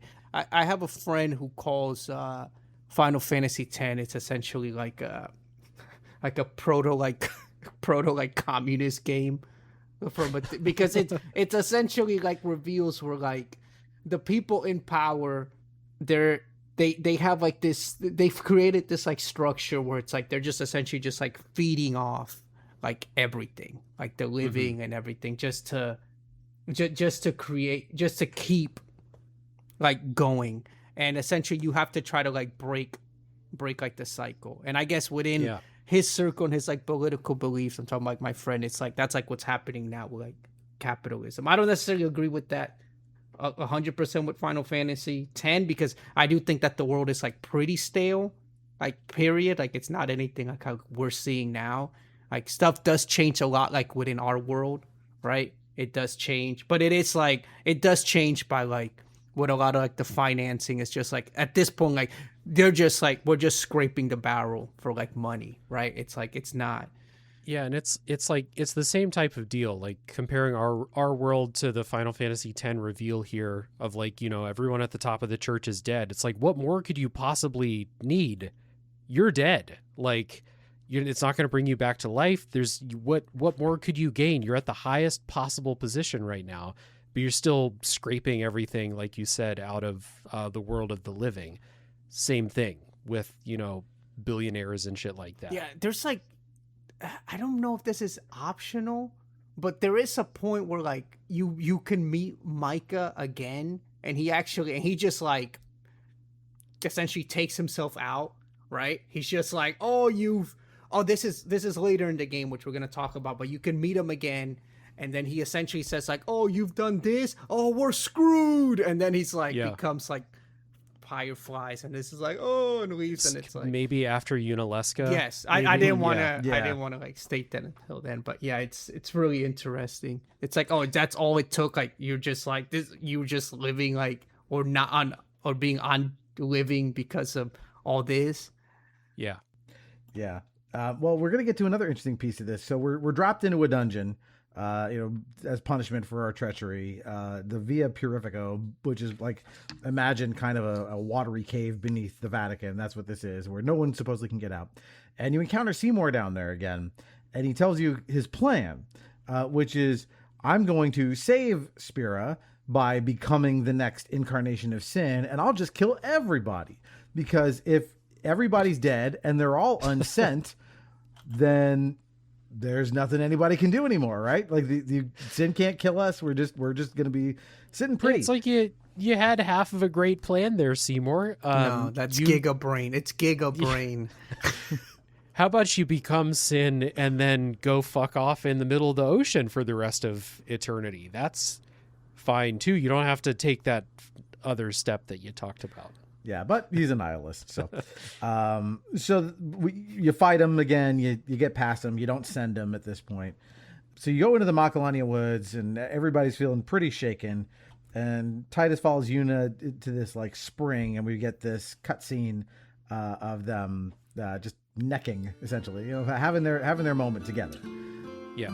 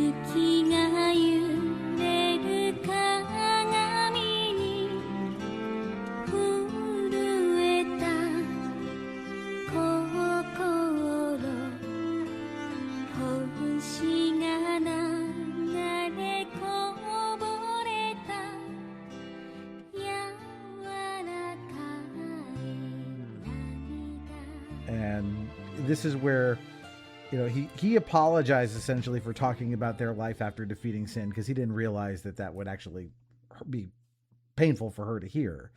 She said, actually, what you said still made me happy.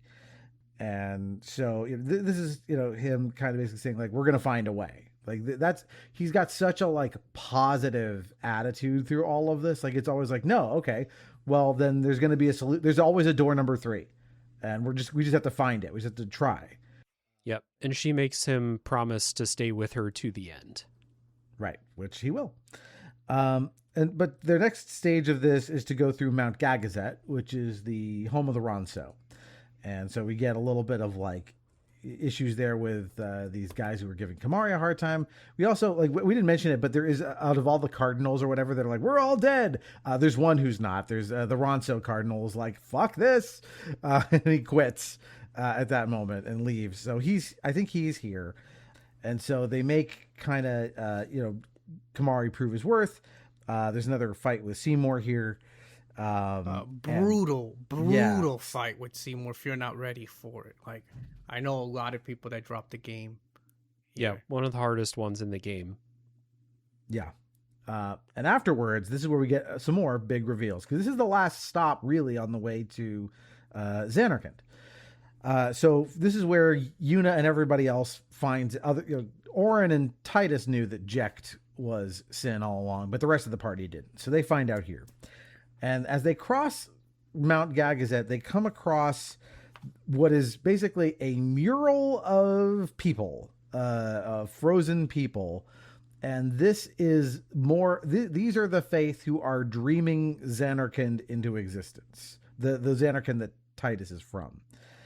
And this is, where the introduces a new problem, which is if we end this religion, then this constant dreaming of the faith will stop, which means the dream version of Zanarkand that exists somewhere will cease to exist.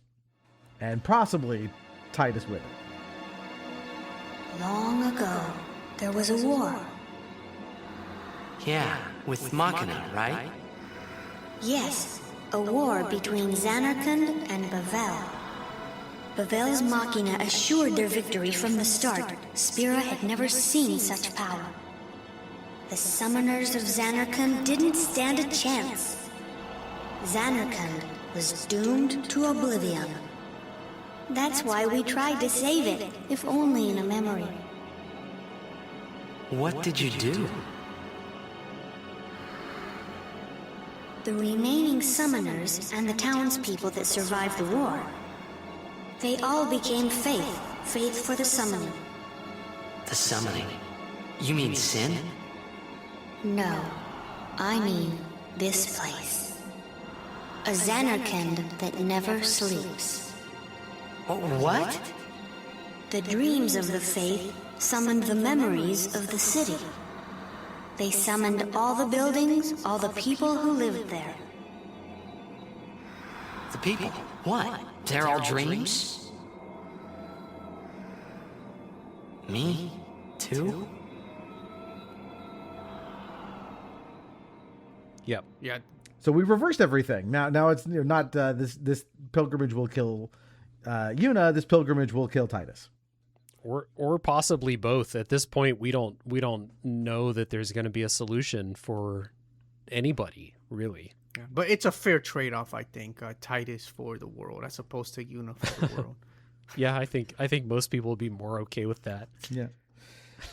But I love that they kind of implore Titus, like, you have to end our suffering. We've been doing this for 1,000 years. We can't. Yeah. Because we haven't really found out, like, what is the origin of, like, this cycle in the first place. We're about to get there. Yeah. Because we get to this, they're at the precipice of the ruins of the real Zanarkand that was destroyed 1,000 years ago, and we catch up to the intro of the game, our framing device, which is them around the fire, because this, in theory, is the last stop. Yeah.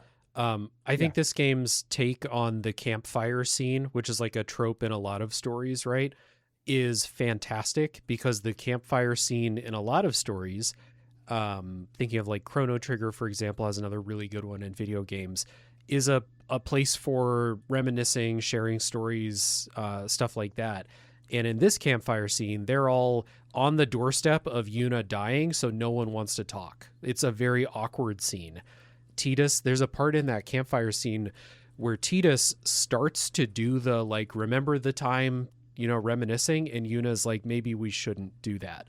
And it's just silent, and it's really awkward, and it's really sad.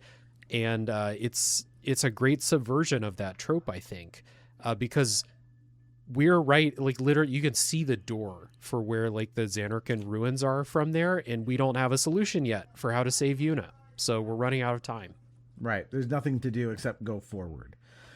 And so they enter the ruins of Zanarkand, the real Zanarkand, and they find down there Lady Yunalesca, the first summoner to supposedly defeat Sin. She's still there because she also is dead and unsent.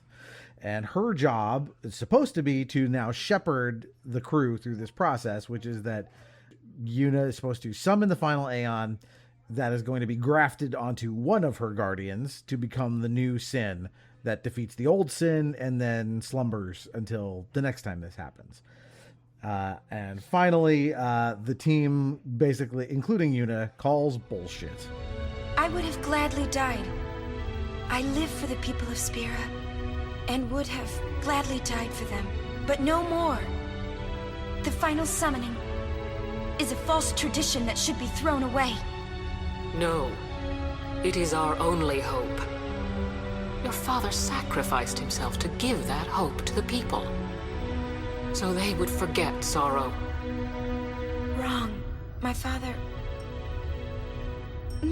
wanted to make Spiro's sorrow go away, not just cover it up with lies. Sorrow cannot be abolished. It is meaningless to try. My father, I loved him. So I will live with my sorrow I will live my own life. I will defeat sorrow in his place. I will stand my ground and be strong. I don't know when it will be, but someday I will conquer it. And I will do it without false hope. Poor creature. You would throw away hope. Well, I will free you before you can drown in your sorrow. It is better for you to die in hope than to live in despair.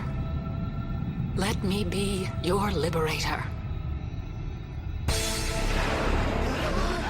And then maybe one of the hardest fights in the entire game happens.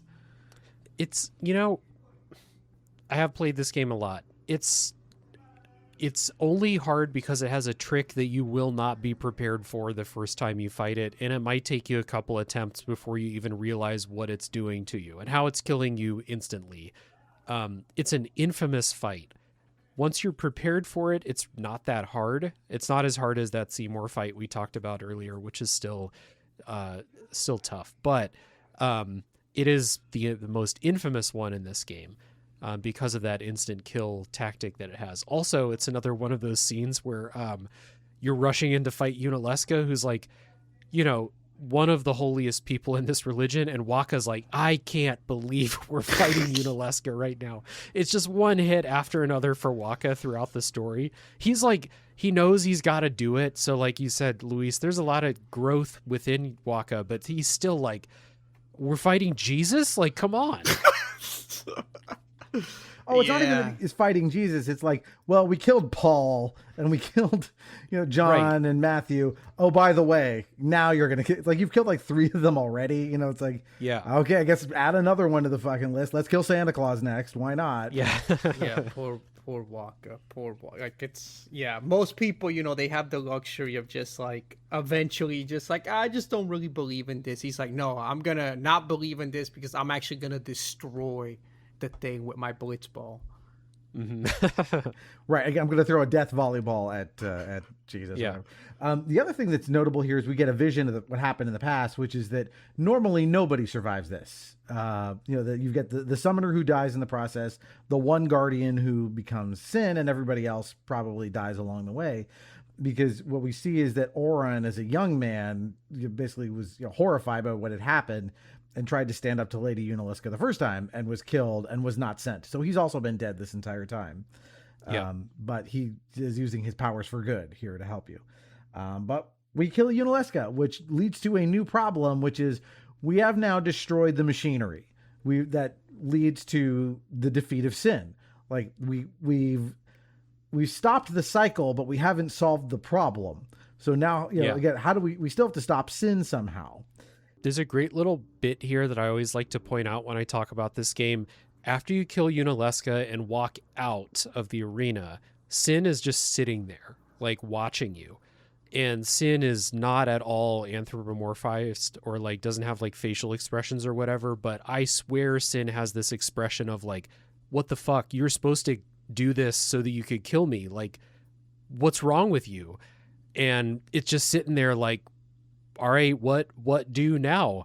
And the rest of the party's like, yeah, like you said, it's like, well, I don't know, we'll figure it out. And that's when like Micah and is just like, you know what? I'm out of here. Peace. I don't want to see what happens after this.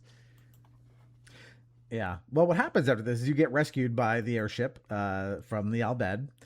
And you now have basically, you can do all the side quests and things you didn't do before. You can explore the whole map. You can use the map to find a couple of hidden areas that are not like marked. If you just move the cursor around, you can find things, including like that one like impossible boss that like, is secretly hidden. Oh, the Omega Ruins. Yeah. Yeah. The Omega Ruins. So that used to be the hard boss until the international version, and now it's like, oh my god, yeah, Omega weapon is like nothing. It's like a cakewalk compared to that. Yep. But so the new plan is essentially a version of the Death Star plan. What we're going to do is we noticed that Sin was pacified by the singing of the Hymn of the Faith. So what we're going to do is go around the world and get everybody to sing this song all at once in the hopes that this will make Sin docile enough that we can get in there inside of it and actually do something. which is what you do. Like once you trigger this, like there's no going back kind of cutscene. You fight Sin on the outside, on the airship, which is a neat fight. And you go inside of Sin, to where things get real trippy. It's real weird in there. First we have our final fight with Seymour in here, and we finally kick his ass and perform the sending to get rid of him once and for all. Which is nice. But then we get into the core of Sin, and this is real interesting. It's like, again, like there's like buildings in there at crazy angles. It looks sort of like the Dream Xanarkand. It's like, this is wonderfully psychedelic and, abstract in a way that totally works for me. Yeah, it's like reminiscent of the lunatic Pandora, and I forget what's the location in Final Fantasy IX, the final dungeon.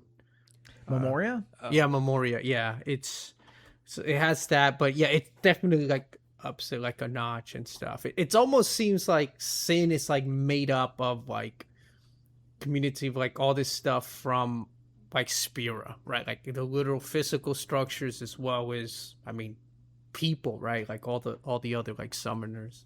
Yeah, Sin's not literally like, you're not inside the belly of a whale in this thing. Sin's not literally like a creature like others. We released an episode on Labyrinth not that long ago, and like I mentioned this in that episode, that like it ends in something like this, where Jennifer Connelly faces off against David Bowie, and like the structure of the labyrinth itself is gone. We're just in this like liminal space where there's like archways floating through empty space and stuff, and it's this kind of thing where like, yeah, it's a little bit of MC Escher kind of turning reality inside out stuff, to like, because we're now kind of in like a mental realm essentially that is this Sin plus Jecht place, and we are reunited with Jecht briefly, who then turns into like Braska's final Aeon. Like inside of the body of Sin, we have this fight with Jecht, who finally Tidus gets to live out his fantasy of killing his abusive dad. And this is kind of shitty. Like after he beats him, he says goodbye to Tidus, but he still scolds him for crying. He's constantly like calling him a crybaby all the time. Like, this is a weird thing. Like, not only is he abusive, but it's like, yeah, you're allowed to be sad sometimes, Yeah, he's also 17. Like, yeah, it's just like so he's like what, 17 now, and then the last time Jecht saw him, he was a literal child, and it's like, hey man, he's a kid. Kids cry. It's part of being a kid. And then this is one of those parts where like the voice acting limitations kind of harms this scene, because I feel like Tidus would have a lot more to say. Or maybe he doesn't, but the line delivery is really hampered here at the end when he just says, "Dad, I hate you." But it's really, really rushed because they didn't have... I suppose the equivalent line in Japanese is a lot shorter than it would take to do a good line reading in English. So a little harmed here. And then let's not forget to mention that in that final boss fight against Braska, not final, but in the boss fight against Braska's final Aeon, that's when that song Otherworld comes back. That's the tune to which you're beating the shit out of your dad. It's very Hot Rod, if anyone's seen that movie. Yeah. So it's the end of this, like with the story with Jecht and Tidus is kind of goofy. The song, the line delivery, it's a little bit goofy, but you got to get it done. So you're in it. Yeah. Well, we're in it to like finally get to the core of what's happening, because we find what remains of the original Yevon there, the founder of the Yevon church inside. And we finally get like the full scope of what happened, which is that, so Bavel, which was this highly technologically advanced civilization, was in this seemingly endless war with Xanarkand, which was Bavel was highly, Bavel was highly technical and Xanarkand was highly magical, I think. I think right? Isn't it? Or is it the other way around? I don't remember either or. Yeah, because Unaleska is from Xanarkand, right? Right. They're all the magic users, and so now they're like, since the magic users kicked the the technology user's ass. That's why it's like yeah, never use your technology again. That was the point. So what happened was they were losing this war, and so Yevon summoned himself into Sin, created this version of fake Xanarkin to be safe forever, out in the ocean, as we'll just do, since we're going to lose this war. And then that he set up the cycle basically to keep Bavel in its place so that it would never become technologically powerful enough to hurt the Dream Xanarkin that is, going to be left behind. But unfortunately, this thing has been on autopilot for 1,000 years and getting worse and worse and worse. And so the only, now that Unalesca's gone and you can't even make a new Sin if you wanted to, we just got to take out what's left of Yevon at the core here of Sin, and that will solve the problem. And so that's the fight we embark on as we kind of have to beat all of our prior aeons that it tries to like morph into as we fight it. Everyone, this is the last time we fight together. Okay? Huh? What I'm trying to say is, after we beat you, Yevon, I'll disappear. What are you talking about?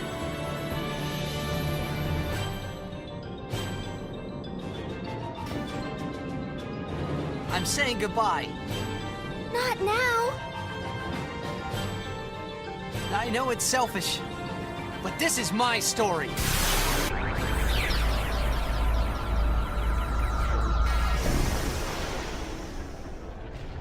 Yeah, it's kind of painful in that fight that you're fighting as Yuna and you have to kill your own Aeons in order to make progress in the fight. Also, should be noted that, if there was any doubt left over about their view of this organized religion, Yevon's literally a parasite. Like, the shape of Yevon is parasitic. He looks like a tick at the end. Yeah, he does look like a tick.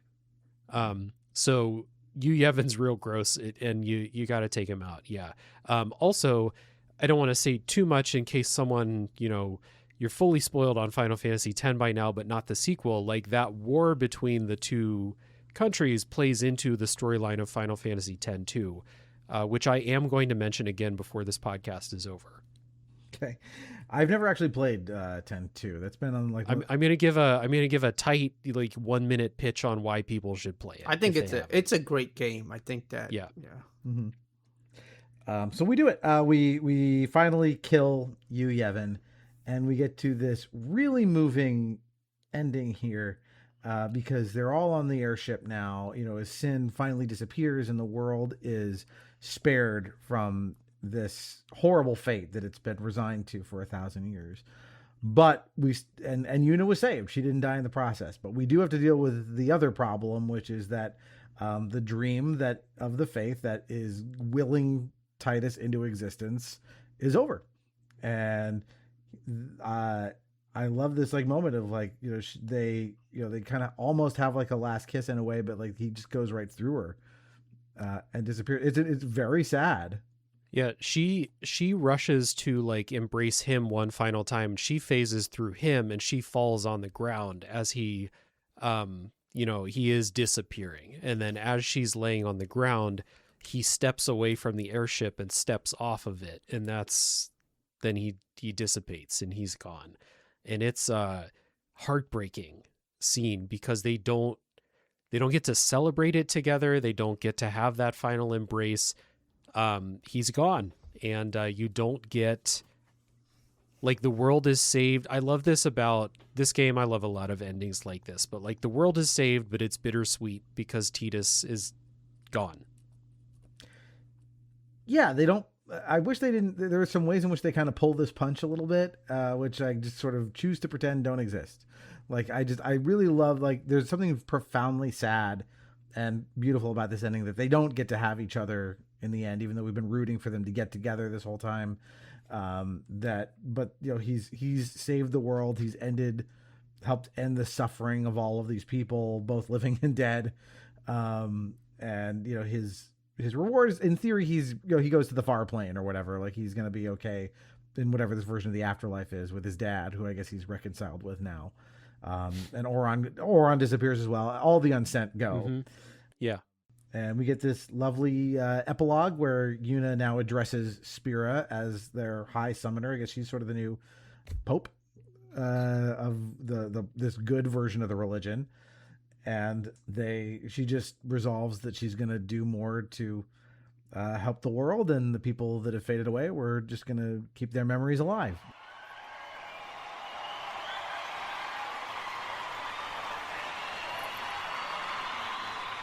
Everyone has lost something precious. Everyone here has lost homes, dreams, and friends. Everybody? Now, Sin is finally dead. Now, Spira is ours again. Working together. Now we can make new homes for ourselves. And new dreams. Although I know the journey will be hard, we have lots of time. Together, we will rebuild Spira.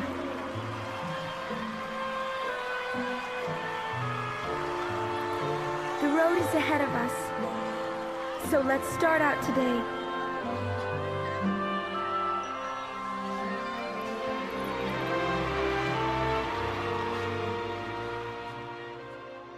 And we get credits, and I forget what you have to do to trigger this, get 100% of something, but you will have this quick shot of Titus swimming towards the surface of the water. Yeah, that's one of the pulled punches that I think is bad, that shouldn't be there. Yeah. Also plays into 10-2. Actually, in a way that, like, I think is deeply unsatisfying and bad within the story that 10-2 tells, which I won't say anything more than.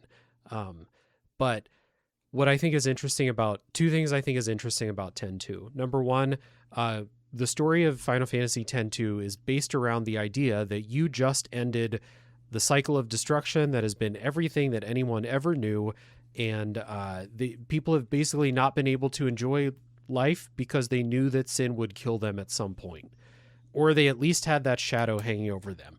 Now it's gone. So how does society change as a result of that? That's awesome. And then the other part is you finish Final Fantasy X and you get that little sting at the end, and you so desperately want, because you play as Yuna in Final Fantasy X-2, you so desperately want them to get together.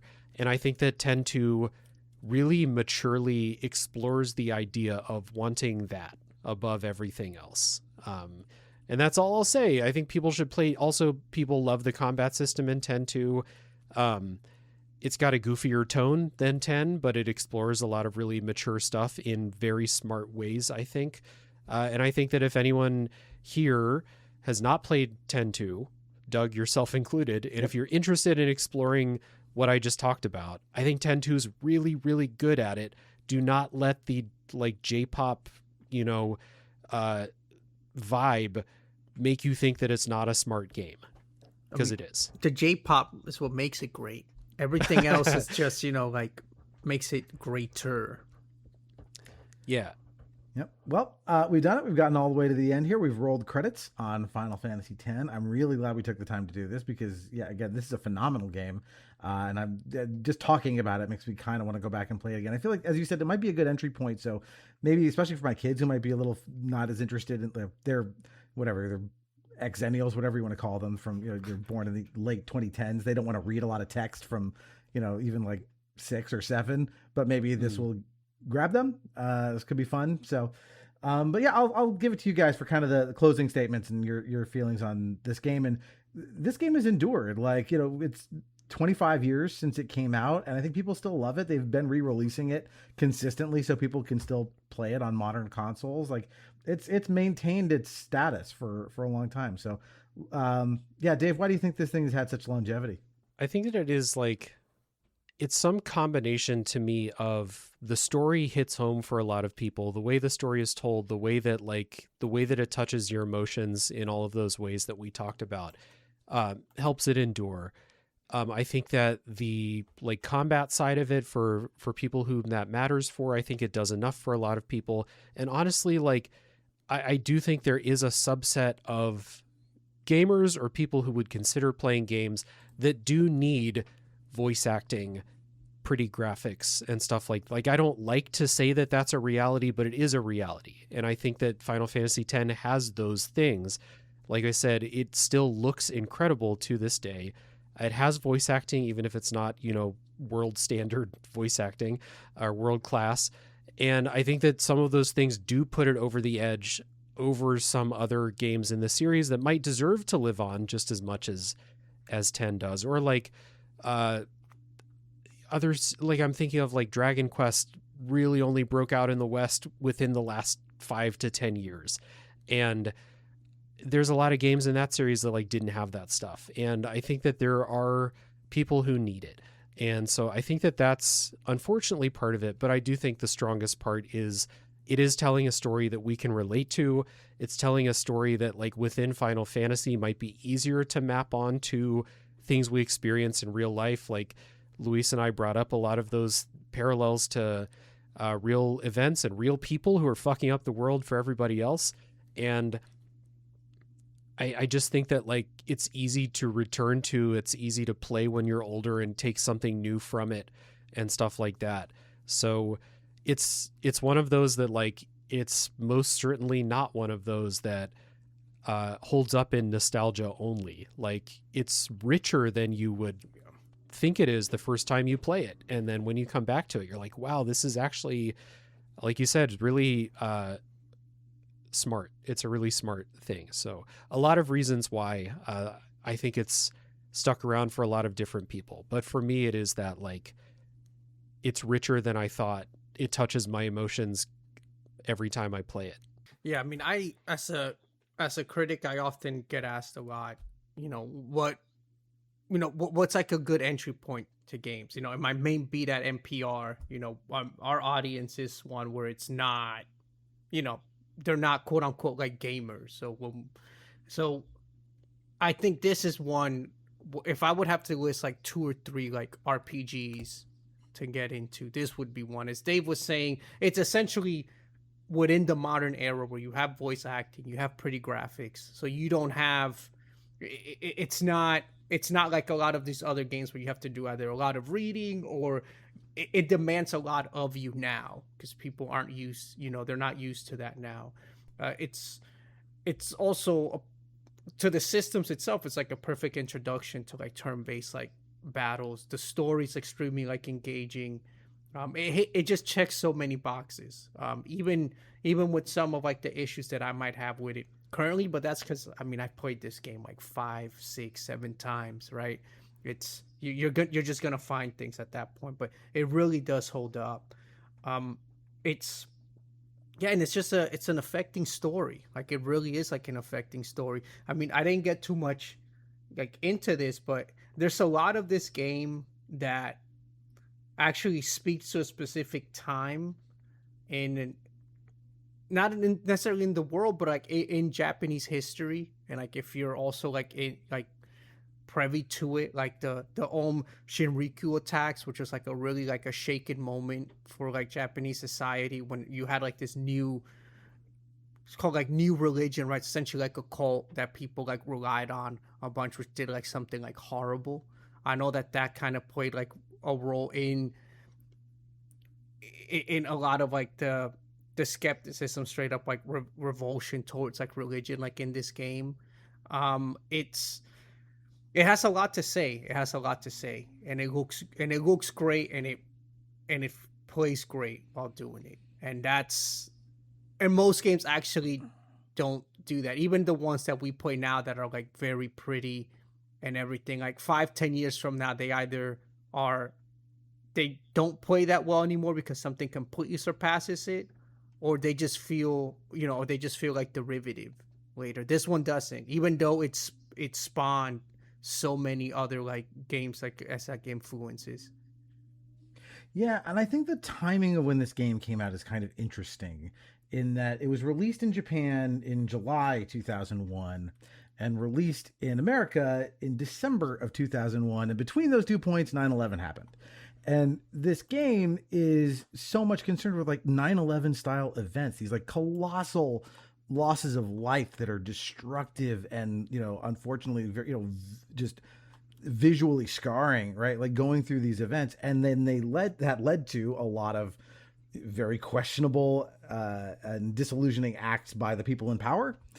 And there's something about that, like, I think that set this game off in a way, like to the generation that experienced it close in time to that, like you could feel that.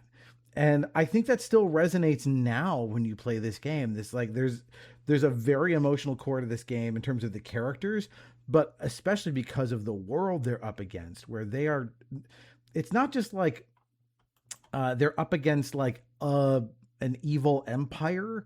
Like it's more complicated than that. It's the power structure that has sent its tendrils into everything.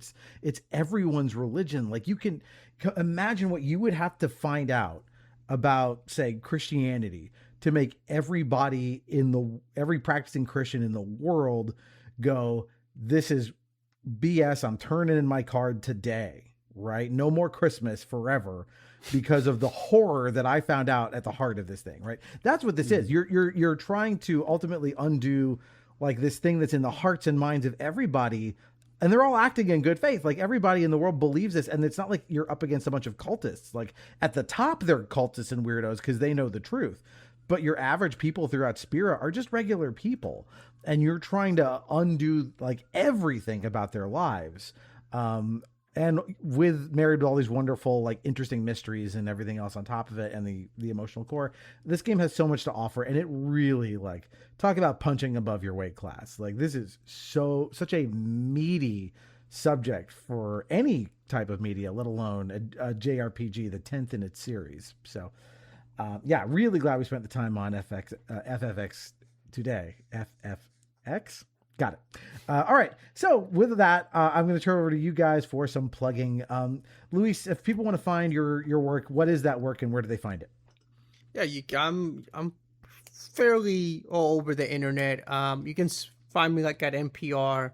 I don't know when this is going to be out, but I think by the time this is out or shortly after, we're going to have our best games of the year so far list, which, we do like a pretty extensive one. In my opinion, Texas I worked, it's the best one, I think, because we really do like fast pool.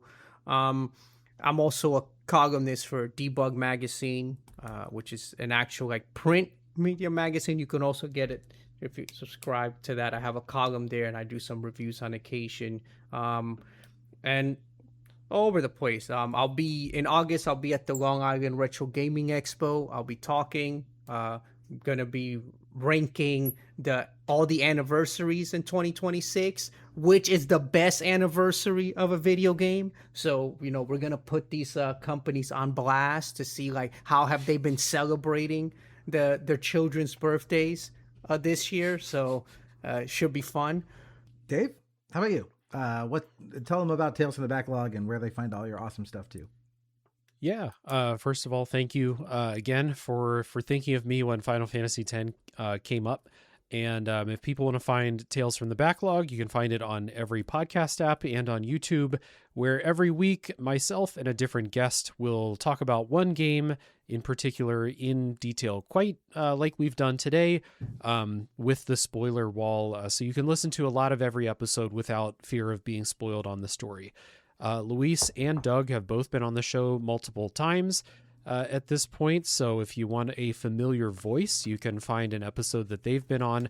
Most recently, Doug was on the show to talk about the different ways that video games do comedy, which I think was a really fun discussion. And then, again, not sure when this will come out, but Luis has either been on the show very recently or in the very near future for a very cool indie game called Arco. Also Shenmue, which may be a Nostalgia Arcanum topic for somebody in the future, the game Shenmue. So Tales from the Backlog, anywhere you find your podcasts, or on YouTube if that's where you do your podcasts. So yeah, thank you. Very good. And as for me, I am the host of 2 other podcasts. I also have Playing by Ear, which is the music show I do every other week with my wife and brother-in-law. We bring in an album and dissect it track by track. I also have Still Muppeting, which is a podcast where we revisit Jim Henson stuff once a month. That's a Patreon joint. You got to go to patreon.com/stillloadingpod. Drop a few bucks to hear that. You can get a couple of samples. The Labyrinth episode is a joint project on that, as is our episode on Muppet Christmas Carol from late last year. So if you want a taste of what that's like, go check those out. And of course, if you have time and are so inclined, do drop a review for this podcast or any podcast you listen to, because that makes a big difference in helping people find out about the show, as does word of mouth, which is of course always greatly appreciated as well. If you want to get in touch with us, you can go to our social media portals, which are all in the show notes. I would recommend out of those picking Facebook, BlueSky, or Instagram, because that's where I put clues every Wednesday as to what the next episode is going to be. So come in and play along if that's of interest. So I think that will do it for this episode on Final Fantasy X. Guys, thanks again for coming by for this, because I was hoping we would get to this one sooner or later, and man, this is such a treat. Yeah, thank you.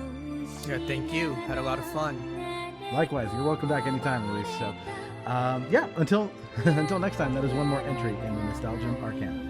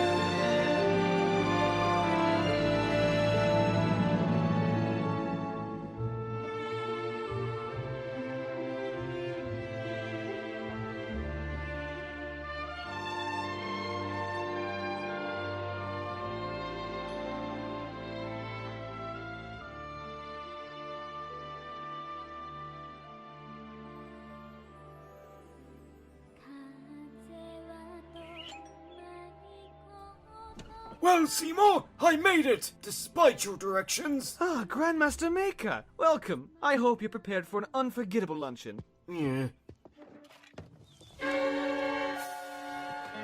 Oh, you Yevon, my roast is ruined. But what if I were to kidnap and kill that handsome young boy and harvest his meat? Oh, delightfully devilish, Seymour. What the? Grandmaster Mika, I was just stretching my calves on the windowsill. Isometric exercise. Care to join me? Why is there smoke coming out of your oven, Seymour? That isn't smoke. It's steam. Steam from the steamed flan we're having. Steamed flan.